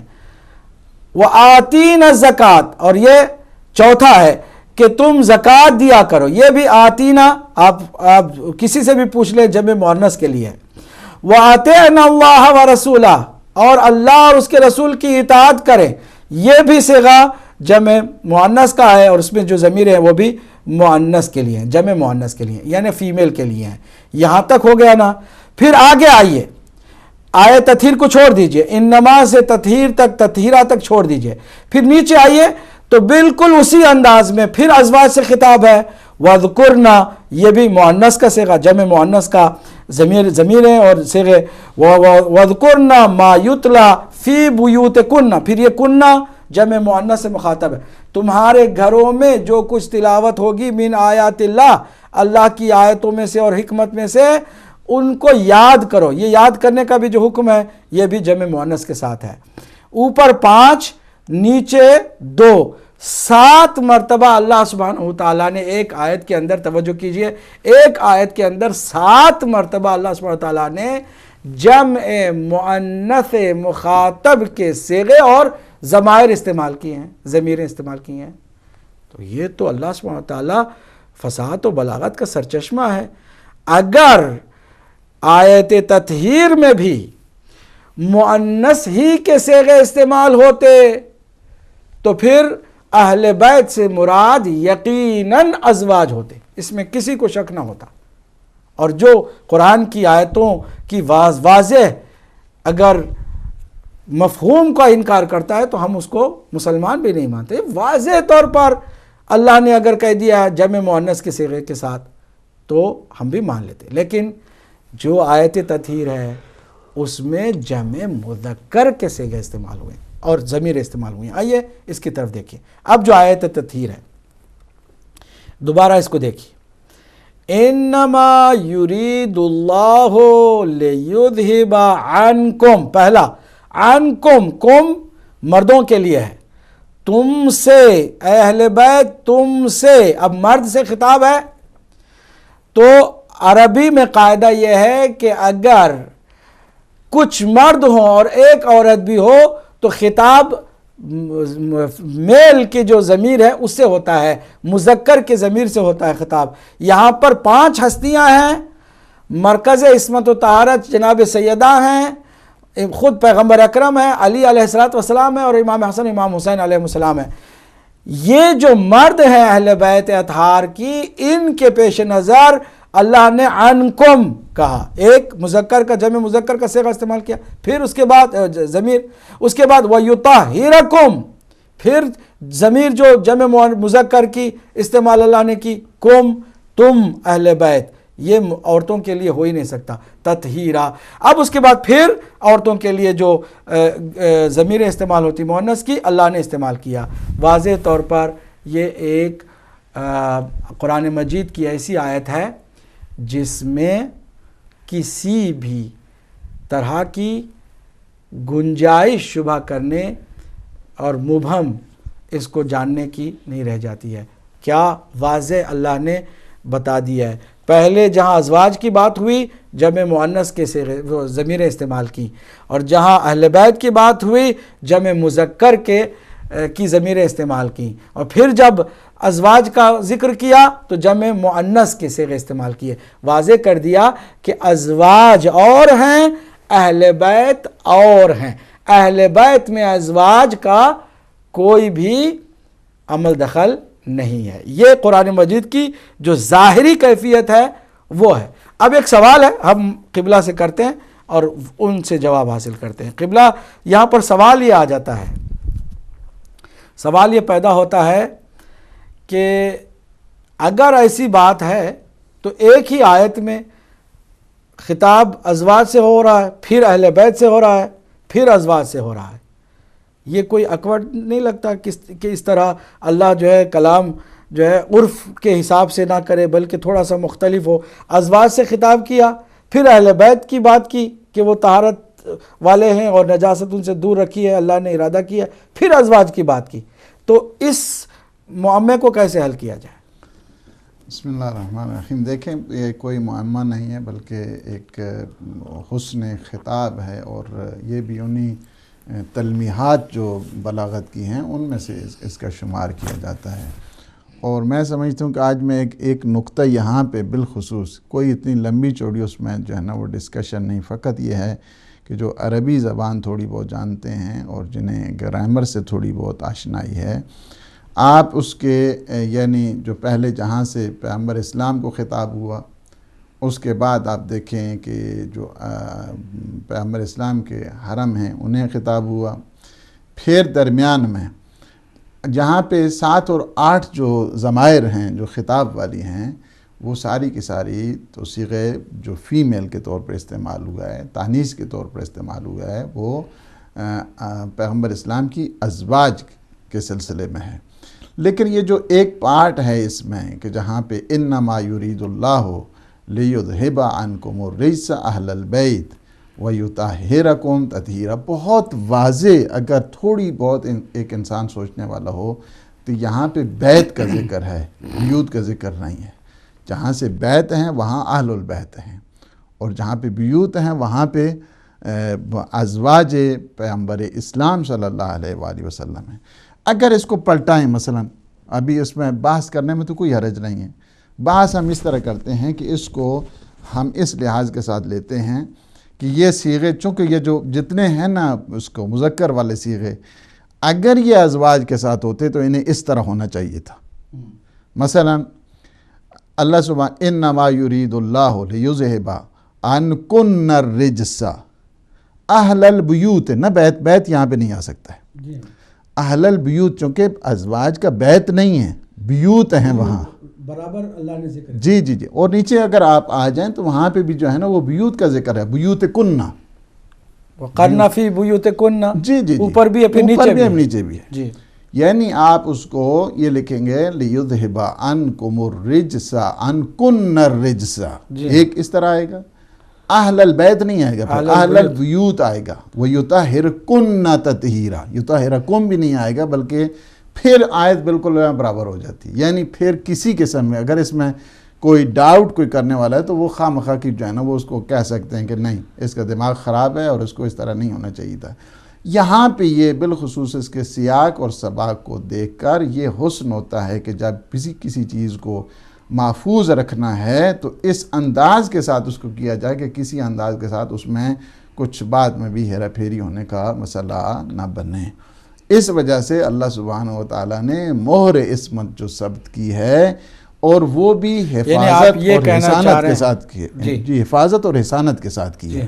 یعنی آپ یہ کہنا چاہ رہے ہیں کہ اللہ سبحانہ و تعالیٰ نے قرآن مجید کو تحریف سے بچانے کے لیے بھی اور اہل بیت کے ذکر کو زندہ رکھنے کے لیے بھی، جیسے عام طور سے قیمتی اشیاء کو لوگ مختلف جگہوں پر جہاں پر آپ کو شائبہ بھی نہ ہو اس جگہ پہ رکھ دیا جاتا ہے، بھوسے میں مثلا سونا رکھ دیا جاتا ہے تاکہ آنے والا چور وہ فوراً سونے کی طرف نہ جائے، تو کیا اسی طرح قرآن مجید میں اس کے علاوہ بھی کوئی اور؟ بالکل، ابھی میں اس کے شاہد چونکہ مثالیں تو بہت ہیں لیکن ایک شاہد جو ہے نا ضرور، اور وہ بھی واضح طور پہ، فقط یہ ہے کہ یہاں پہ وہ نہیں ہے کہ آپ خواہ مخواہ جو ہے نا وہ علمی جب بات ہوتی ہے تو اس میں پھر وہ نہیں ہونا چاہیے، بلکہ اگر آپ اس کو علمی لحاظ کے ساتھ دیکھنا چاہتے ہیں تو کم از کم ایک کہ جسے صرف و نحو سے تھوڑی بہت آشنائی ہے، اسے یہ ضرور دیکھتا ہے اچھا ادھر جو ہے نا وہ 7 اور 8 جگہ پہ، 8 قرن 1، بیوتکن 2، اس کے بعد جو ہے نا تبرجنا یہ 3، اس کے بعد وَأَقِمْنَا 4، اس کے بعد آتینا 5، وَأَتِينَا 6، اس کے بعد جو ہے نا اب 7 اور 8 جگہ پہ جو ضمیر آئی ہے وہ آئی ہیں فقط کن کے سلسلے میں؟ تانیث کی سلسلے میں ہے، اور پیغمبر اسلام کی جو ازواج ہیں ان کے سلسلے میں، لیکن یہ 2 جو ہیں یہاں پہ لیذھب عنکم پھر یطہرکم، یہ 2 جو یہاں پہ ہیں یہ فقط مذکر کے سلسلے میں ہیں۔ تو یہاں سے یہ بات باہر کیف واضح ہے کہ انما یرید اللہ لیذھب عنکم الرجس اہل البیت، اہل البیوت نہیں ہے، عنکم الرجس ہے، کنہ نہیں ہے، انکن الرجس نہیں ہے، اہل البیوت نہیں ہے، یطہرکن بھی نہیں ہے کہ جس کے ذریعے ہم سمجھے کہ نہیں اس سے مراد ہے ماشاءاللہ پھر کام کو برابر کر دیا جائے، وہ نہیں ہو سکتا ہے۔ کیا اب یہ بہت اچھا کویسچن ہے آپ کا کہ کیا اس قسم کی کوئی مثال ہے کہ درمیان میں کچھ اس قسم کی چیز ہو کہ جو بہت ہی بات کہیں کر رہی کی جا رہی ہو کسی کے بعد یکدم جو ہے نا وہ یہ ہو جائے، یہ کیسے ہو سکتا ہے؟ کیا یہ ہو سکتا ہے یا ہو نہیں سکتا ہے؟ بالکل ہو سکتا ہے۔ اب دیکھیں آپ اس کو آ جائیں اور بہت ہی واضح انداز کے ساتھ اس آیت کو بھی دیکھیں اور اس آیت کو بھی آپ دیکھیں۔ یہ سورہ مبارکہ مائدہ ہے، دیکھیں آیت نمبر ہے یہاں پر، یہ تین نمبر آیت ہے، تیسری آیت جس میں فرمائے کہ حرمت علیکم المیتۃ والدم ولحم الخنزیر وما اہل لغیر اللہ لغیر اللہ بہ والمنخنقۃ والموقوذۃ والمتردیۃ والنتیحۃ وما اکل السبع الا ما ذکیتم وما ذبح علی النصب وان تستقسموا بالازلام ذالکم فسق۔ یہ ساری چیزیں دیکھیں نا، یہاں پہ تم پہ حرام کیا گیا، یہ مردار ہے، یہ خون ہے، یہ سور کا گوشت ہے، یا وہ چیز کہ جس پہ بسم اللہ نہیں پڑھی گئی ہے، یا جس کی گردن کو مروڑ کے اسی طرح، یا کسی کو جھٹکے کے ساتھ چوٹ لگا کے یہ مار دیا گیا، یہ ساری چیزیں اس کے بعد، یا کسی پہ وہ جانور کے جو درندہ ہے اس نے حملہ کیا ہے اور جب تک آپ نے ذبح نہیں کیا، یہ سارے کے سارے نجس ہیں، اور یہ سارے کے سارے فسق ہیں، اور سارے کے سارے یہ گناہ ہیں، ان کو کھانا ان کے جتنا ہے۔ اس کے بعد یہ سارے اسی طرح پھر ذالکم فسق، یہ سارے کے سارے کیا ہیں؟ فسق ہیں۔ اس کے بعد دیکھیں یکدم جو ہے نا وہ ٹون بدل گئی، کیا ہے؟ الیوم یئس الذین کفروا من دینکم فلا تخشوہم واخشون الیوم اکملت لکم دینکم واتممت علیکم نعمتی ورضیت لکم الاسلام دینا۔ اس کے بعد دیکھیں پھر آگے وہی اسی، اس کو اگر ہٹا کے آپ جوڑ دیں اسی کے ساتھ، جہاں پہ یہ ہے نا ذالکم فسق، اس کے بعد آپ اگر جوڑ دیں اس کو ہٹا کے فمن اضطر فی مخمصۃ غیر متجانف لإثم، یعنی آپ کا کے تسلسل بالکل اسی طرح بالکل وقرن فی بیوتکن، وہاں سے اگر آپ شروع کر دیں اس کے بعد یکدم جو ایک وَاذْكُرْنَ کی طرف چلے جائیں تو لگتا ہے کہ وہ آیت بالکل جو یہاں پہ دیکھیں آپ، ایک آدمی یکدم کہتے ہیں اس کو دماغ، اچھا یہاں پہ ہو رہی تھی بات ان مردہ جانوروں کی، اس خون کی، اس گوشت حرام کی، اس سور کے گوشت کی، یکدم کیا ہے کہ آج کے دن جو ہے نا وہ کافر الیوم یئس الذین کفروا من دینکم، آج کے دن سارے کے سارے یہ جتنے کافر ہیں آپ کے دین سے مایوس ہو گئے، نا امید ہو گئے، کیا ہے؟ یعنی آج کے دن آپ نے آپ کے دین کو مکمل کر دیا ہے، آپ کو کسی سے ڈرنا نہیں چاہیے، اللہ سے ڈرنا چاہیے۔ تو یہ جو پڑھنے والا ہے، لیکن قرآنی نزاکتوں کو دیکھیے، یہ قرآنی نزاکت ہے، اس قسم کی آپ شاید مثال قرآن میں اور متعدد جگہ پہ آپ دیکھ سکتے ہیں۔ تو یہ اس آیت، لہٰذا اس کو نہیں جوڑا جا سکتا ہے اس لحاظ کے ساتھ کہ نہیں، چونکہ اس کا ابتدا یہ ہے، درمیان والا حصہ یہ ہے، آخر والا حصہ ہے، لہٰذا سارے کے سارے اس کیٹیگری میں آ جائیں، وہ نہیں ہے۔ اور پھر روایات کو دیکھیں، جو قرآن کی تفاسیر ہیں اس کو دیکھیں، اس بات بہرکیف واضح طور پر ہے کہ انما یرید اللہ لیذھب عنکم الرجس اہل البیت، اہل البیوت نہیں ہے، ویطہرکن بھی نہیں ہے، اور یطہرکم تطہیرا، اور بہت واضح طور پہ کہ تین میں تھوڑا سا دلچسپ باتیں آپ کے ناظرین کے ساتھ کر کے میں چاہوں گا کہ دوسرے مرحلے تک ہم، اس کے بعد والے مرحلے پر ہم جائیں۔ دلچسپ بات ناظرین یہ ہے، علامہ طباطبائی رضوان اللہ تعالیٰ علیہ نے فرمایا کہ اگر آپ انما یرید اللہ سے لے کے تطہیرہ تک اس کو آپ بالکل نظر انداز کر دیں، اب آئیے میرے ساتھ اور آیت کریمہ کو پڑھیں، اس کو چھوڑ کے باقی جو آیت کا حصہ ہے اس کو ساتھ میں پڑھیں تو آپ خود اندازہ لگائیں گے کہ گویا تسلسل میں کسی طرح کی کوئی کمی نہیں آئی، نہ لفظوں میں کوئی کمی آئی، نہ لب و لہجے میں کوئی کمی آئی، نہ معنی اور مفہوم میں کوئی تبدیلی آئی۔ اسے دیکھیے، وَقَرْنَ فِي بُيُوتِكُنَّ، اے بیویو، رسول اللہ کی بیویو، گھر میں بیٹھی رہو اور جاہلیت جیسا بناؤ سنگھار نہ کرو، اور نماز قائم کرو، زکوٰۃ ادا کرو، اور اللہ کی اور اس کے رسول کی اطاعت کرو، اور یاد کرو ان آیتوں کو کہ ان آیتوں کی تلاوت جب تمہارے گھروں میں ہو تو اللہ کی آیتوں میں سے ان کو یاد کرو، اس لیے کہ اللہ بے شک لطیف اور خبیر ہے۔ آپ ذرا مجھے بتائیے کہ کیا ذرا برابر بھی معنی میں کوئی تبدیلی آتی ہے؟ نہ صیغوں میں تبدیلی آتی ہے، نہ لفظوں کے اندر کوئی تبدیلی نظر آتی ہے، نہ لب و لہجے میں کوئی تبدیلی آتی ہے۔ تو درمیان میں انما یرید اللہ لیذھب عنکم الرجس اہل البیت ویطہرکم تطہیرا، اس پر علامہ طباطبائی رضوان اللہ تعالیٰ علیہ فرماتے ہیں کہ ہمارے پاس کوئی بھی ایسی دلیل نہیں ہے اس بات پر کہ یہ آیت انہی دو آیت کے حصوں کے درمیان ہی نازل ہوئی ہو، یعنی آیت نمبر 33 کہ وَقَرْنَا فِي بُيُوتِكُنَّ سے لے کے تطہیرہ تک ہے، وہ ایک ساتھ نازل ہو، اس کے لیے کوئی ہمارے پاس دلیل نہیں ہے۔ بہت ساری آیتوں میں جدا جدا آیتوں کو اللہ کے نبی کی نگرانی ہی میں ترتیب دی گئی اور ان کو ان کی جگہ سے بہرحال کسی مصلحت کے تحت ہٹا دیا گیا۔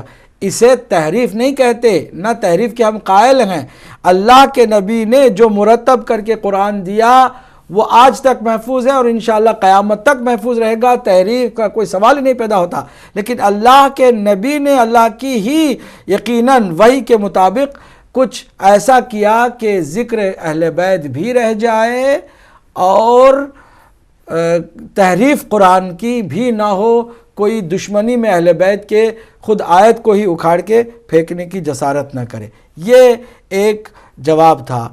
تیسری بات جو ہے وہ دوسری بات جو دلچسپ ہے وہ میں جو آپ کی خدمت میں عرض کرنے جا رہا ہوں، اگر وہ آیت تطہیر میں اہل البیت سے مراد ازواج بھی ہوں تو نعوذ باللہ ایک ہی آیت کے اندر دو متضاد باتیں ہوں گی۔ وہ یہ کہ ازواج کو اللہ نے فرمایا شروع میں کہ وَقَرْنَ فِي بُيُوتِكُنَّ، توجہ سے سنیے، وَقَرْنَ فِي بُيُوتِكُنَّ، تم اپنی گھروں میں بیٹھی رہو، اللہ نے حکم دیا۔ پھر فرماتا ہے میں نے ارادہ کر لیا کہ رجس کو دور رکھے، یعنی اب تم گناہ نہیں کرو گی، وَيُطَهِّرُكُمْ تَطْهِيرًا، اور تمہیں پاک بھی رکھ دیا گیا۔ تو اب اس کے بعد کسی بھی زوجہ کو گھر سے باہر نکلنا ناممکن ہو جاتا، ہرگز وہ رجس کے قریب نہیں جا سکتی، رجس بھی ان کے قریب نہیں آ سکتی، کیونکہ اللہ کا ارادہ بھی ہو گیا۔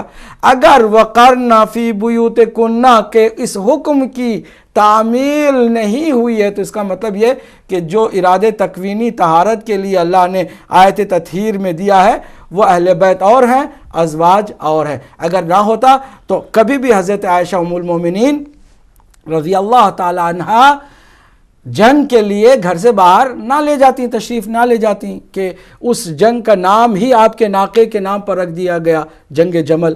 تو یہ جو وَقَرْنَ فِي بُيُوتِكُنَّ، اور یہ ایسی عظیم آیت ہے کہ جناب ام سلمہ رضوان اللہ تعالی علیہا اور سلام اللہ علیہا جب آپ سے کسی نے کہا کہ عمرے پر تشریف لے جائیں گی کہ نہیں، فرمایا کہ نہیں، عمرے کے لیے بھی نہیں گئیں۔ کیوں؟ اسے کہ اللہ نے حکم دیا وَقَرْنَ فِي بُيُوتِكُنَّ، اے ازواج نبی اپنے گھروں میں بیٹھی رہو۔ میں قرآن کے اس حکم کی خلاف ورزی نہیں کر سکتی ہوں، عمرے کے لیے بھی نہیں گئیں۔ اب یہ جو آیت ہے اس آیت کریمہ کے ساتھ لِيُذْهِبَ عَنْكُمُ الرِّجْسَ أَهْلَ الْبَيْتِ ہرگز میل نہیں کھاتی ہیں، کیونکہ اللہ کا ارادہ ہو گیا کہ رجس ان سے دور رہے اور وہ پاک کر دیے گئے ہوں۔ نجاست و طہارت تکوینی اہل بیت کے لیے اور ازواج کا اس کے ساتھ کوئی تعلق نہیں ہے، یہ ظاہری ہے۔ پھر دوسری بات یہ ہے، تیسری اور آخری بات جو عرض کرنے جا رہا ہوں، اس کے بعد انشاءاللہ ہم ایک اور مرحلے کی طرف جائیں گے، وہ یہ ہے کہ آپ لب و لہجے کو بھی دیکھ لیجئے۔ وَقَرْنَ فِي بُيُوتِكُنَّ تک سے لے کے اِنَّمَا يُرِيدُ اللَّهُ تک لب و لہجہ امر نہیں کا ہے، حکم اللہ کر رہا ہے، روک رہا ہے۔ لا تبرجنا یہ نہیں کا صیغہ ہے، وَقَرْنَ فِي بُيُوتِكُنَّ حکم ہے، وَأَطِعْنَ اللَّهَ وَرَسُولَهُ حکم ہے، اور اچانک لب و لہجے میں مدحت آ جاتی ہے، قصیدہ گوئی آ جاتی ہے۔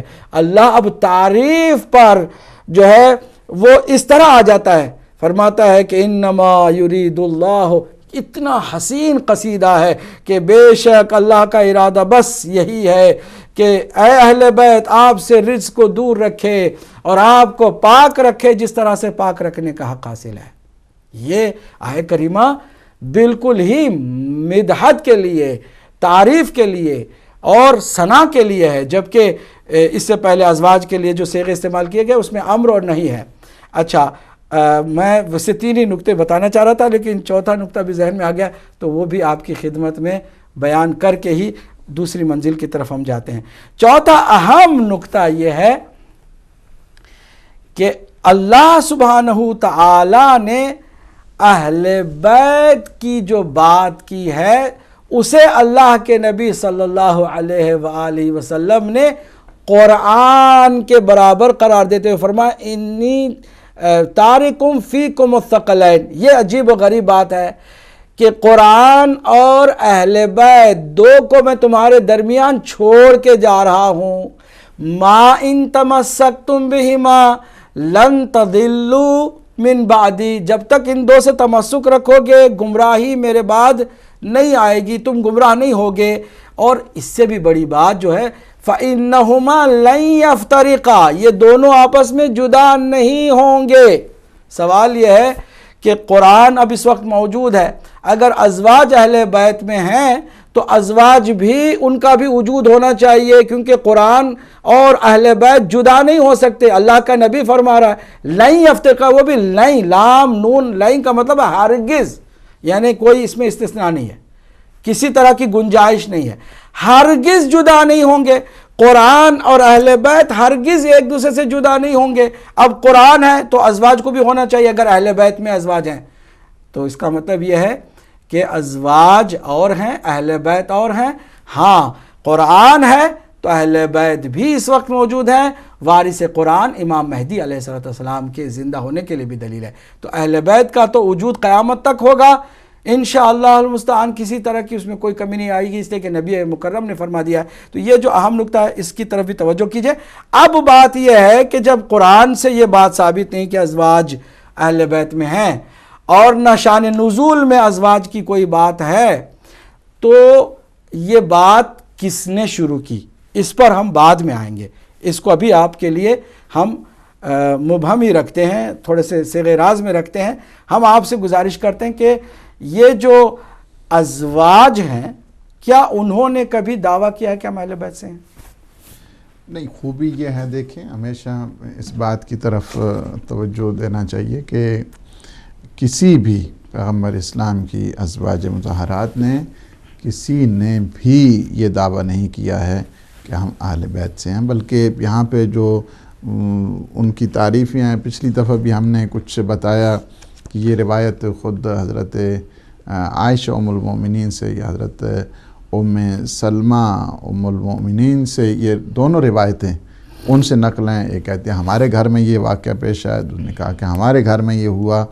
تو یہ بات باہر کا مسلم ہے کہ امہات جو مومنین ہیں انہوں نے کوئی دعویٰ نہیں کیا ہے کہ ہم اہل بیت سے ہیں۔ وہ اہل بیت کے جو اہل بیت طہارت ہیں، اہل بیت شرف ہیں۔ ویسے لغوی معنی کے لحاظ سے تو پھر آپ جس طرح کل بھی ہم نے عرض کیا ہے، اس میں تو پھر ساری چیزیں اس میں شامل ہو جاتی ہیں۔ اس جو ایک مطلق جو معنی اہل بیت کا لیا جاتا ہے، اس مطلق معنی میں یہ بات نہیں ہو رہی ہے، اس کانٹیکس میں یہ بات نہیں ہو رہی ہے۔ اس کا جو ٹوٹل سگنیفیکینس ہے وہ اس لحاظ کے ساتھ ہے کہ انما یرید اللہ لیذھب عنکم الرجس اہل البیت ویطہرکم تطہیرا۔ اس سے مراد کون ہے؟ اس سے مراد ازواج پیغمبر اسلام صلی اللہ علیہ وآلہ وسلم نہیں ہے۔ دیکھیے یہ ہے صحیح مسلم ہے، اور صحیح مسلم کی کل بھی ہم نے اس سے جو گزشتہ سیشن تھا اس میں سے بھی حوالہ دیا، یہ المجلد الثامن ہے، اور یہ للامام ابی الحسن مسلم بن حجاج القشیری ان نیساپوری، یہ نیشاپور کے ہیں، انہوں نے لکھی ہے، اور یہ متوفہ ہیں جو ہے وہ 261 ہجری ہے، جہاں پہ آپ دیکھیں کہ 1200 سال سے جو پہلے تقریباً ان کی وفات ہوئی ہے۔ اور یہ بڑے پائے کہ ان بہر کیف صحیح بخاری کے بعد کی اگر جو عظیم ترین ہستی ہیں وہ ہیں صحیح مسلم، اور ان کی بہت زیادہ جو 6 ایتھنٹک بکس ہیں اس میں سے اس کا شمار ہو جاتا ہے۔ اور اس کی جو اگر آپ دیکھنا چاہتے ہیں کہ مختلف اس کا پرنٹ ہے، بیروت کا ہے، دارالکتب العلمیہ، اور یہ بیروت کی چھپی ہوئی ہے، لبنان سے ہے، اور اس کے صفحہ نمبر 146 اور 147 تو روایتیں ہم یہاں پہ کوٹ کریں گے، لیکن ایک کو مختصر دونوں لحاظ سے آپ دیکھیں گے کہ اس میں کیا کیا چیز ہے۔ پیغمبر اسلام صلی اللہ علیہ وآلہ وسلم جب حجۃ الوداع بھی جس کو کہتے ہیں، اور اس کے بعد پیغمبر نے ایک عظیم خطبہ بھی دیا تھا، اس دوران جو خطاب تھا، ایڈریس کیا اپنے صحابیوں کو، اس میں یہ فرمایا کہ تم یاد رکھو فَإِنَّمَا أَنَا بَشَرٌ يُوشِكُ أَن يَأْتِيَ رَسُولُ رَبِّي فَأُجِيبَ۔ دیکھیں میں جو ہے نا وہ جا رہا ہوں، اب عنقریب ایک رسول ربی یعنی ملک الموت آنے والا ہے، اور میں اس دنیا سے اٹھ جاؤں گا، میرا وصال ہو جائے گا۔ وَأَنَا تَارِكٌ فِيكُمْ ثَقَلَيْن، میں تمہارے درمیان 2 گراں بہا چیزیں چھوڑے جا رہا ہوں۔ اولہما کتاب اللہ فیہ الہدی والنور، دیکھیں سب سے بڑی جو چیز ہے وہ کتاب خدا ہے، نور ہے، ہدایت ہے۔ فخذوا بکتاب اللہ، اس کتاب خدا کو تم کیا کرو؟ پکڑے رکھو، تھامے رکھو، تمسک رکھو۔ واستمسکوا بہ، اور اس کے ساتھ ایسوسیشن رکھنا، تمسک رکھنا، ان کی باتوں پہ عمل کرنا، فقط الماریوں میں بند نہ رکھنا۔ فحث علی کتاب اللہ ورغب فیہ، پوری طرح توجہ کرنا، رغبت کرنا، قرآنی جو احکام ہیں ان پہ عمل کرنا۔ ثم قال، پھر فرمایا وَأَهْلُ بَيْتِي، یہاں جوڑیں اس کو، وَأَنَا تَارِكٌ فِيكُمُ الثَّقَلَيْنِ أَوَّلُ مَا کتاب اللہ وَأَهْلُ بَيْتِي، اور دوسرا کیا ہے؟ میری اہل بیت ہیں۔ اذکرکم اللہ فی اہل بیتی، میں تمہیں خدا کے لیے یہ بات یاد دلاتا ہوں، ریمائنڈ کراتا ہوں، میری اہل بیت کا تم خیال رکھنا۔ اذکرکم اللہ فی اہل بیتی، دوبارہ تاکید کی پیغمبر اسلام نے کہ میں تمہیں پھر دوبارہ تاکید کرتا ہوں، ریمائنڈ کراتا ہوں میری اہل بیت کے متعلق، تم ان کے حق کو ادا کرنا، ان کا خیال رکھنا۔ اذکرکم اللہ فی اہل بیتی، تیسری مرتبہ پھر پیغمبر اسلام نے فرمایا کہ میں تمہیں تاکید کر رہا ہوں۔ یہ پوری ایمفیسس ہو رہی ہے اور یہ بتایا جا رہا ہے کہ میری اہل بیت کے بارے میں تمہیں پورا دھیان رکھنا، کل ان کے حقوق کا تم ادا کرنا۔ فقال لہ حسین، سواد کے ساتھ ہے، سین کے ساتھ نہیں ہے۔ حسین، یہ انہوں نے کیا کہا؟ ومن اہل بیتی ہی، یا رسول اللہ یہ بتائیے کہ آپ کے اہل بیت کون ہیں؟ ظاہر ہے کہ یہ روایتیں خود جابر بن عبداللہ انصاری ایک پورے کا پورا قصیدہ ہے اہل بیت علیہ السلام کی شان میں، اور یہاں تک بتایا گیا کہ اگر کسی کو مشکل ہو، کسی کو رزق کی پرابلم ہو، کسی کو آفت اور مصیبت آئی ہو، اور کسی کو بہت زیادہ ٹینشن ہو، فرسٹریشن کے دور میں ہیں سارے اس وقت، تو تمہیں چاہیے کہ اس حدیث قصہ کو پڑھ لیا کرو کہ جو جابر بن عبداللہ انصاری نے جناب سیدہ سلام اللہ علیہ سے روایت کی ہے، اس کو پڑھیں تو آپ کی ساری بیماریاں ختم ہو جائیں گی، پریشانیاں ختم ہو جائیں گی، رزق روزی کے مسائل تمہارے ختم ہو جائیں گے۔ انہوں نے پوچھا ومن اہل بیت، یا رسول کون ہے آپ کے اہل بیت؟ یا زید الیس النساء من اہل بیتی، کیا یہ جو خواتین ہیں یہ اہل بیت میں شامل ہیں؟ قال نساء من اہل بیت ہی، پیغمبر اسلام کی جو حرم ہیں کیا وہ اہل بیت میں شامل ہیں؟ ولیکن پیغمبر اسلام نے کیا فرمایا؟ اہل بیت ہی من حرم الصدقۃ بعدہ، یعنی اہل بیت وہ ہیں کہ جن پر صدقہ حرام قرار دیا گیا ہے۔ من حرم الصدقۃ بعدہ، کہ جن کے بعد کیا ہے، یعنی ان پہ صدقہ حرام ہو۔ اہل بیت وہ ہیں کہ جن پر صدقہ، یعنی ایک معیار جو ہے نا وہ یہ بتا دیا کہ اہل بیت کی اگر تم نے پہچان کرنی ہے تو وہ ہیں کہ جن پر صدقہ حرام ہے۔ قال، پوچھا گیا، پھر پوچھا ومن ہم، وہ کون ہیں؟ قال، ہم نے فرمایا آل علی و آل عقیل و آل جعفر و آل عباس۔ قال کل ہؤلاء حرم صدقہ، کیا یہ سارے وہی ہیں کہ جن پر صدقہ حرام ہے؟ پیغمبر اسلام فرمایا نعم۔ اس کو اگر آپ دیکھ رہے ہیں، چونکہ ٹائم اتنا نہیں ہے، یہ تفسیر در منصور کی یعنی پوری اس پہ اگلے پروگرام میں، لیکن اس میں بالکل سیم جو یہ ہے نا، اس آیت کے جو سورہ احزاب کی 33ویں نمبر آیت ہے، اس میں بھی لکھیں گے، اور دوسری جو یہاں پہ بالکل واضح طور پہ بتا دیا گیا ہے، حدیث نمبر جو ہے نا وہ 30 جو ہے نا وہ دیکھیں 37، اس میں یہاں پہ بھی پیغمبر اسلام صلی اللہ علیہ وآلہ وسلم نے وہی سیم کانٹیکس ہے، لیکن تھوڑی سی اس میں ہے اضافت ہے، اس میں اضافہ ہے۔ الا وانی تارک فیکم الثقلین، فیکم ثقلین احدہما کتاب اللہ عز وجل، ان میں سے ایک کیا ہے؟ اللہ سبحانہ وتعالیٰ کی کتاب ہے۔ وہ حبل اللہ، اور وہ ایک کیا ہے؟ ریسمان الہی ہے، اللہ کی رسی ہے۔ من اتبعہ کان علی الہدی، کہ جو قرآن کی اتباع کرے گا، قرآن پہ چلے گا، قرآن کے فرامین پہ عمل کرے گا، ہدایت پہ ہوگا۔ ومن ترکہ کان علی ضلالۃ، اور جو قرآن کو چھوڑ دے گا وہ گمراہی کی طرف جائے گا۔ وفیہ وقلنا ومن اہلو، اسی طرح تھا کہ پوچھا گیا، کیا پوچھا گیا؟ من اہل بیت ہی، یا رسول اللہ بتائیے وہ اہل بیت کون ہیں؟ نساء، کیا اس میں خواتین بھی شامل ہیں؟ قال اللہ، اس میں ازواج پیغمبر اسلام صلی اللہ علیہ وآلہ وسلم شامل نہیں ہیں۔ کیوں شامل نہیں ہیں؟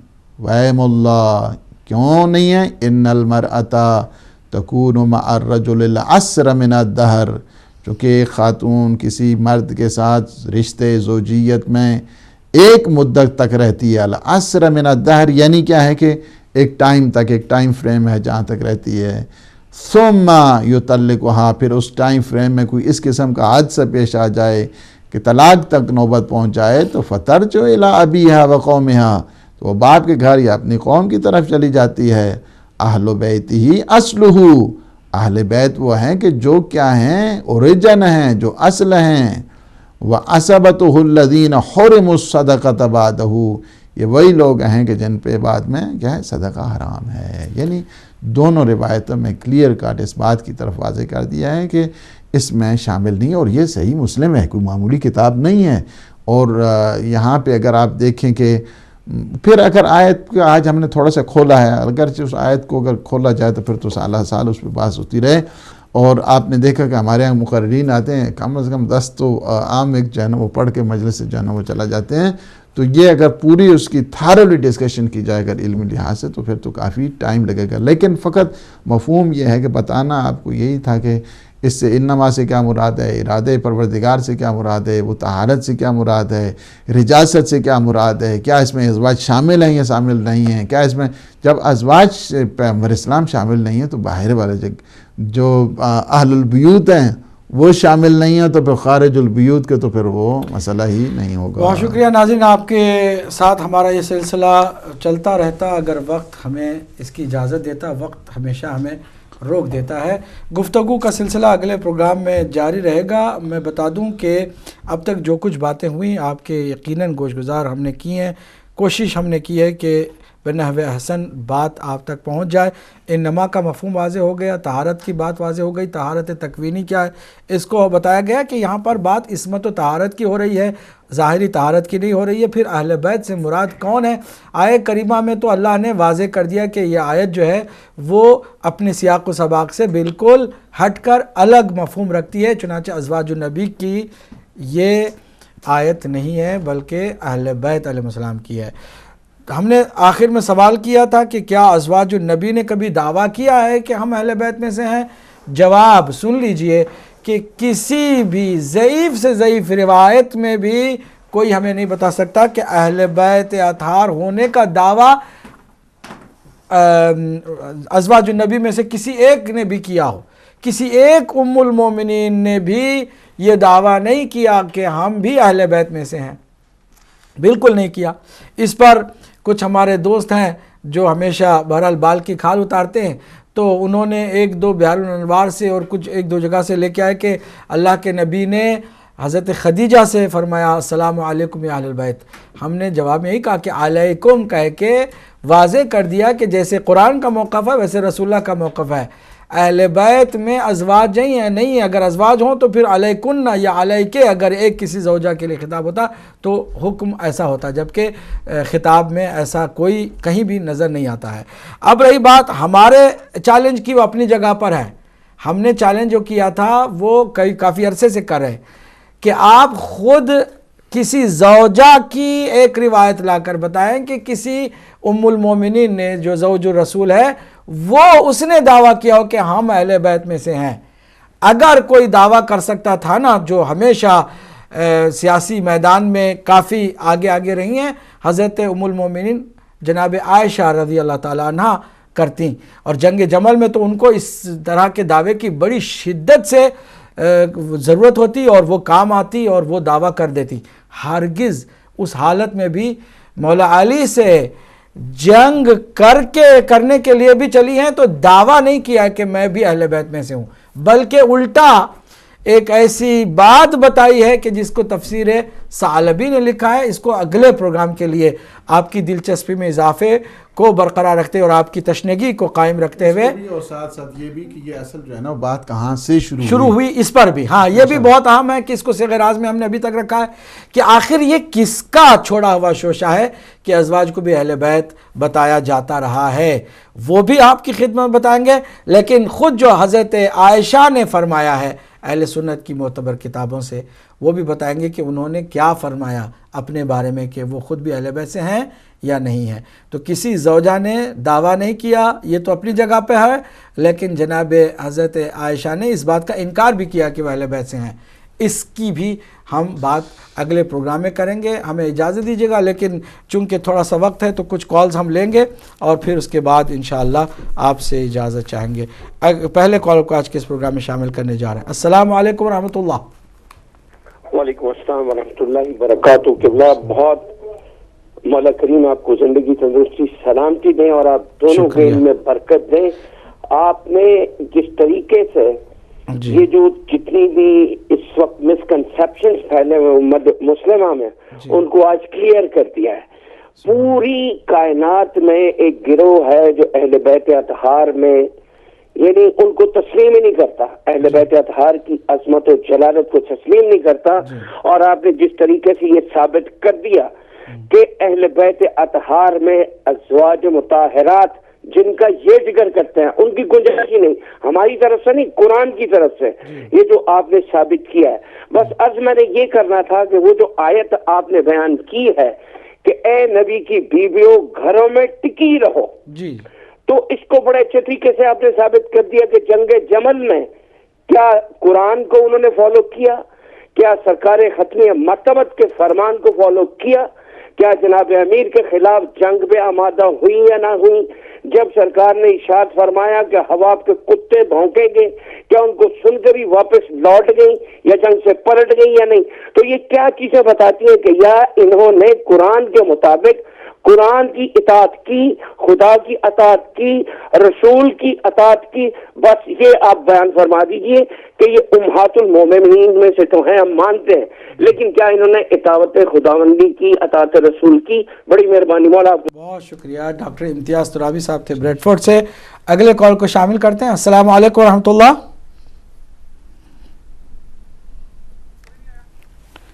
جی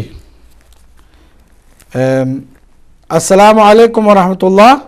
وعلیکم السلام ورحمۃ اللہ وبرکاتہ۔ آپ کو بھی اور قبلہ محترم کو بھی السلام علیکم۔ وعلیکم السلام۔ تعریف تو اس اللہ ہی کی ہے کہ جس نے آپ کو اس کام کے لیے منتخب فرمایا، اور رسول خدا اور اہل بیت علیہ السلام کا یہ خاص عطیہ ہے آپ کے لیے۔ جیسا آپ اس پروگرام پیش کر رہے ہیں، میرا خیال ہے کوئی حق پروف ہی ہوگا جو اس بات سے اب انکار کرے گا۔ جی تو میرے دو سوال ہیں کہ جیسا کہ آپ نے رجس اور رجز کا فرق بتایا، کہا یہ گیا کہ وہاں پر بھی صحابہ کے لیے بھی طہارت کا لفظ آیا ہے اور اہل بیت کے لیے بھی، تو پھر اگر یہ طہارت برابر تھی تو باقی صحابہ کے دروازے مسجد میں جنابت کی حالت کی وجہ سے جانے سے بند کیوں کیے گئے اور علی علیہ السلام کا دروازہ کھلا رکھا گیا؟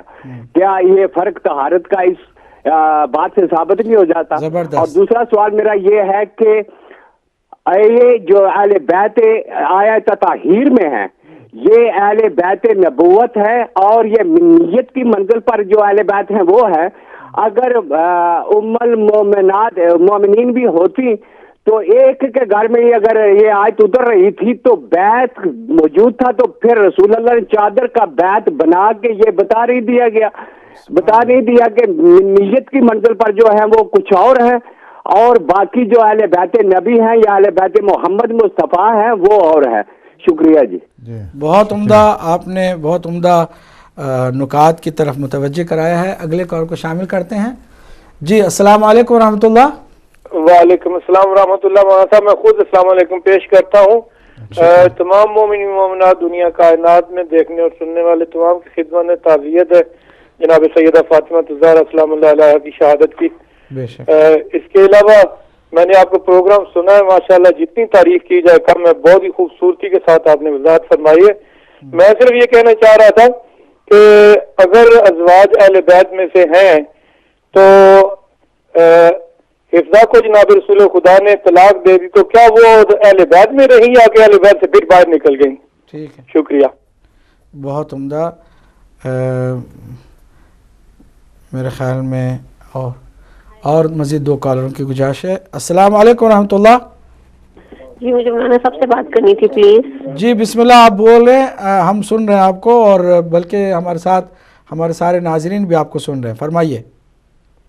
جی میں یہ ریکویسٹ کرنا چاہ رہی تھی کہ میں نے یہ بہت سارے لوگوں سے یہ گوسپ سمجھ رہی یا سننا ہے کہ جی یہ جو بی بی کی شہادت ہے اس کے 3 ایویڈنس ملتے ہیں حدیثوں میں بھی یا مستند روایات کے مطابق. ایک تو پیچھے جو منا لی انہوں نے اشرا کچھ لوگوں نے, اور کچھ ابھی تو ایکوریٹ مجھے لگتا ہے کہ یہی ہے, اور کچھ لوگوں نے یہاں پہ بھی کہا ہے جی کہ وہ شعبان میں بھی ہے.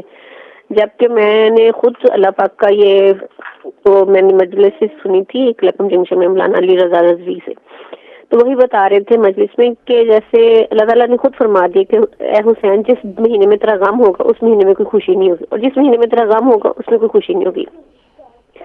تو شعبان کا مہینہ جیسے ریلیٹڈ ہی مولا امام حسین سے ہے, ہمارے اہل بیت کی بہت سارے اس میں ظہور ہیں, تو کیا اس میں کوئی ایسی مستند روایت ہے کہ جی بی بی کی شہادت اس میں ہے؟ پلیز میرے اس کوشچن کا جواب دے دیں. چلیے ہم اس کی بات کریں گے, شعبان کے مہینے کی جو بات کی ہے آپ نے. آخری کال کو شامل کرتے ہیں. جی السلام علیکم ورحمۃ اللہ. السلام علیکم. وعلیکم السلام. کون میرے بھائی, کہاں سے ہیں؟ جی علامہ عدیل صاحب کی خدمت میرا سوال یہ ہے کہ جہاں سے 22واں سپارہ شروع ہوتا ہے اللہ ارشاد فرماتا ہے وَمَن یقنط, اور یہ یقنط جو ہے یہ مذکر کا صیغہ ہے یا مؤنث کا ہے؟ تو اگر یہ مذکر کا ہے تو اگر مؤنث سے خطاب ہو رہا ہے تو یقنط کی بجائے تقنط نہیں ہونا چاہیے تھا. اور دوسرا میرا سوال علامہ عدیل صاحب کی خدمت میں یہ ہے کہ اگر جس طرح آپ ترجمہ فرما رہے ہیں کہ انما یرید اللہ, کہ اللہ کا ارادہ یہ تھا, تو کیا اس آیت کا شان نزول اس طرح نہیں ہونا چاہیے تھا انما اراد اللہ واذهب عنکم الرجس اہل البیت ویطہرکم تطہیرا؟ اور آخری سوال میرا جو آپ کی خدمت میں یہ ہے کہ جو رجز الشیطان والی جو آیت ہے, آپ عدیل صاحب اس کا شان نزول آپ بیان فرما سکتے ہیں, اس کا شان نزول کیا ہے؟ اگر آپ اس پہ روشنی ڈال دیں تو بڑی مہربانی ہو. ٹھیک ہے, چلیے ہمارے ریگولر کالر ہیں, اللہ ہم سب کی ہدایت فرمائے. جی اگر کوئی کالر نہیں ہے تو ہم چونکہ چلیے ہمارے پاس ٹائم نہیں ہے. بہرحال امتیاز ترابی صاحب, ڈاکٹر امتیاز ترابی صاحب نے بہرحال اطاعت پر بات کی کہ آیا اطاعت ہوئی ہے کہ نہیں ہوئی ہے. ظاہر سی بات ہے, خود انہوں نے بعد میں پچھتا کے بتا دیا تھا کہ اطاعت نہیں ہو سکی تھی, اور کافی روتی بھی رہیں حضرت ام المومنین حضرت عائشہ. سید علی جان شاہ صاحب نے واٹفورڈ سے جو بہت عمدہ سوال کیا کہ اگر طہارت کے معاملے میں صحابہ اور اہل بیت ایک جیسے ہوتے, برابر ہوتے, تو پھر دروازے ان کے بند کیوں کیے جاتے, اور اہل بیت اطہار جہاں پر یہ معصوم ہستیاں تھیں ان کے دروازے کو کھلا کیوں رکھا جاتا؟ بہت عمدہ بات, سوال بھی اسی میں ہے, جواب بھی اسی میں ہے. لیکن یہ جو بعد میں جو فرمایا کہ چادر کا جو اللہ کے نبی نے بیت بنایا پھر اس کے اندر اکٹھا کیا, تو کیا یہ دیگر اس سے بیوت سے بالکل الگ مقام اس کا حاصل نہیں ہے؟ اس کو حاصل نہیں ہے, یقیناً حاصل ہے, تقریباً بات بھی انہوں نے کر دی ہے. تو طلاق کے بعد بھی کیا کوئی اہل بیت میں رہتا ہے؟ سوال کیا ہے اور وہ جواب آپ نے صحیح مسلم سے ہی دے دیا ہے. جی جی جی جی وہ آلریڈی اس کا جواب آ گیا ہے, اور اس میں مزید لیکن یہ ہے کہ پیغمبر اسلام کے متعلق یہ سوچنے کی ضرورت نہیں, لیکن یہ ہے کہ ان جنرل بتا دیا گیا ہے کہ جب مسئلہ طلاق آتا ہے تو پھر ظاہر ہے کہ وہ رشتہ جو زوجیت کا ہے وہ اختتام تک پہنچ جاتا ہے, اور پھر اس جو ریلیشن ہے وہ چلی جاتی ہے ان کے اپنے جو آبائی سلسلہ ہے اس کی طرف. پرویز صاحب نے خاص کر آپ ہی سے سوال کیا ہے, میں وہ آپ سے ہی پوچھوں گا, لیکن یہ جو ہماری ایک خاتون تھی ہماری بہن کہ شہادت بی بی کی جو ہے وہ اس مہینے میں, کسی نے کہیں سے کہا کہ شعبان میں, تو کیا شعبان میں اس کی جو ہے نا کوئی روایت ہے کہ شہادت ہوئی ہو؟ کن کی؟ جناب سیدہ سلام نہیں, علیہ. شعبان کے مہینے میں کوئی روایت ایسی نہیں ہے کہ کہ شعبان کا ایک واحد مہینہ ہے کہ جس میں جی ہاں کوئی غم کی اس میں تاریخ آپ کو نظر نہیں آئے گی شعبان کے مہینے میں. اہل سنت کی یہ ہے کہ تاریخی کتابوں میں رمضان کا مہینہ ملتا ہے, شعبان کا نہیں ملتا. لیکن جو بھی ہے بات یہ ہے کہ سیدہ سلام اللہ علیہا کے جنازے میں شریک بھی سارے لوگ نہیں ہوئے تھے, بہت کم خود گھر والے اور چند خاص صحابی تھے کہ جو اس وقت سے بھی شیعیان علی ابن ابی طالب علیہ السلام کہلاتے تھے, چند لوگ تھے.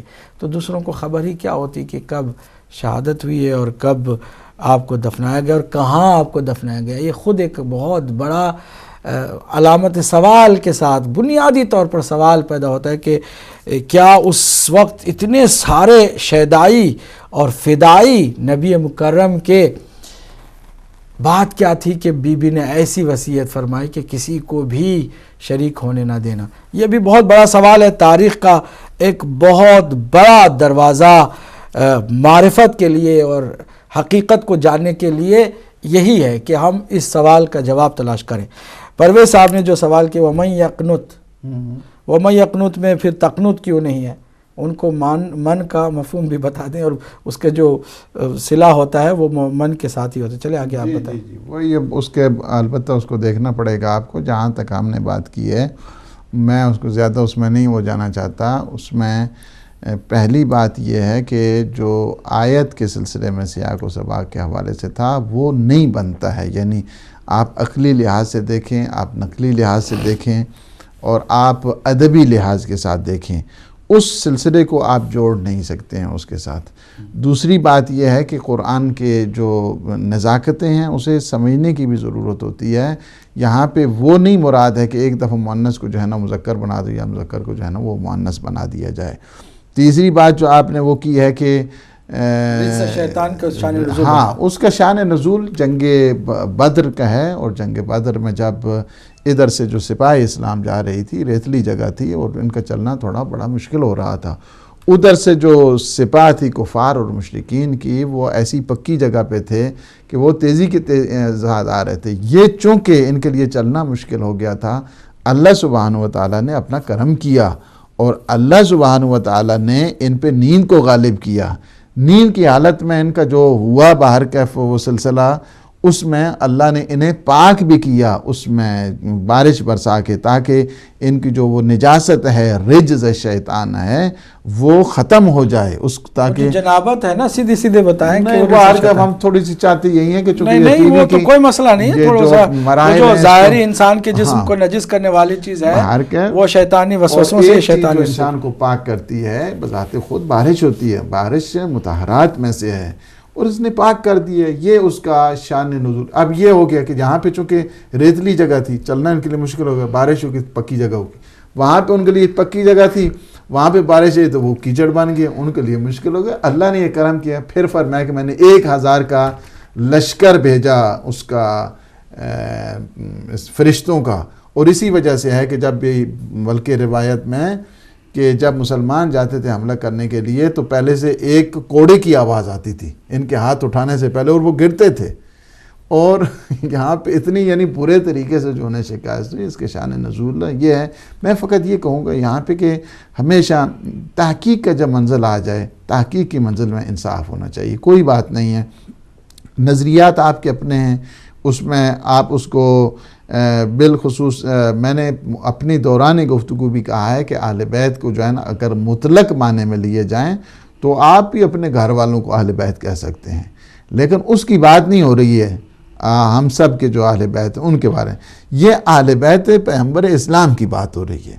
اہل بیت پیغمبر اسلام وہ ہیں کہ جن کو اللہ نے پاک کیا ہے، اور پھر ہاں جو آپ نے ایک کویشچن کیا ہے یہ بھی ایک عربی کی نزاکت ہے کہ اراد اللہ، اراد جو ہے نا یعنی انما اراد اللہ ہو، یہاں پہ اراد جو ہے نا وہ نہیں آئے گا، اور آپ کو یہ پتہ ہونا چاہیے کہ اراد چونکہ جب ماضی کے صیغے میں آئے گا تو پھر اس کا مفہوم جو ہے وہ معلق رہے گا۔ اللہ نے یہاں پہ انما یرید اللہ جو کہا ہے یہ صیغہ فعل مضارع کا ہے، اور اس میں خوبی یہ ہے کہ یہ استمرار اور دوام کے اوپر دلیل کرتا ہے۔ اسی پہ اگر ایک انسان سوچنا شروع کرتے کہ انما یرید اللہ ہو، اس کا مطلب یعنی یہ ہے کہ اہل بیت تا قیام قیامت باقی ہیں، اللہ کا بھی یہ ارادہ باقی ہے، اور اس اہل بیت عصمت و طہارت کا فرد ہے، اس پر بھی اللہ کا یہ ارادہ اب بھی موجود ہے، چونکہ یہ استمرار ہے، یہ دوام کے اوپر دلیل ہے۔ کنٹینیوس جو ٹینس ہوتا ہے یہ اس میں اس کا شمار ہوتا ہے، اس وجہ سے جہاں پہ بات کو استمرار کی صورت میں لانا ہو، دوام کی صورت میں لانا ہو، کنٹینیو کرنا ہو، اس کی اسی وجہ سے اس میں زیادہ تاکید پیدا کرنی ہو تو پھر صیغہ فعل مضارع کا استعمال کیا جاتا ہے، اور یہاں بھی فعل مضارع ہے، ارادہ نہیں ہے کہ اس کو فعل ماضی میں اس کو لے کر چلا جائے کہ ارادہ کیا، نہیں ارادہ ہے۔ ارادہ ہے، ارادہ کیا نہیں، ارادہ ہے اور اب بھی ہے کہ وہ پاک ہے، ان کا فرد اب بھی موجود ہے پردہ غیب میں، کہ جن کا اللہ کا ارادہ اب بھی باقی ہے. جی یہ ہے. جی اور تو نہیں کوئی کوئسچن رہ گیا تھا؟ ابھی وہ باقی جو ہے انشاءاللہ گفتگو کریں گے، وقت دامن میں گنجائش نہیں ہے. ناظرین، ہم لگاتار ایک چیز کو واضح کرتے آ رہے ہیں کہ تحقیقی اور اکیڈمک اس گفتگو میں آپ تحقیقی طور پر شامل ہو سکتے ہیں، اس میں کسی طرح کی کوئی بھی ممانعت نہیں ہے. جن کو ہدایت ملنے والی ہو نا، تو ارادہ اللہ فرماتا ہے، جب تک ارادہ اللہ سبحانہ تعالیٰ نہیں فرماتا کسی کے دل میں وہ ہدایت پانے کا جذبہ پیدا نہیں ہوتا. کچھ لوگ ہیں کہ جو ہزاروں دلیلیں بھی ان کے سامنے رکھ دیں وہ ٹس سے مس نہیں ہوتے، بلکہ وہ اپنی گمراہی پر اڑے ہوئے ہوتے ہیں. اللہ ہم سب کو توفیق دے، اور جن کو اگر ہدایت کی توفیق نہیں ہے تو ان کو بھی اللہ سبحانہ تعالیٰ توفیق دے ہدایت کی، پھر ہدایت سے ہمکنار فرمائے. خوشی ہوتی ہے جب بھی اب ہمارے جی نہیں، وہ مسئلہ نہیں ہے، مسئلہ میں عام میں جنرل بات کر رہا ہوں، جنرل میں بات کر رہا ہوں. اور ایک شعر سے اپنی گفتگو کو تمام کرنا چاہوں گا کہ گمراہی کے دلدل میں وہ صدیوں سے پڑے ہیں، تقلید جو اندھوں کی طرح کرتے رہے ہیں. اللہ ہم سب کو تحقیق کرنے کی توفیق دے اور جستجو کر کے حق کو پانے کی سعادت عطا فرمائے. وآخر دعوانا ان الحمد للہ رب العالمین.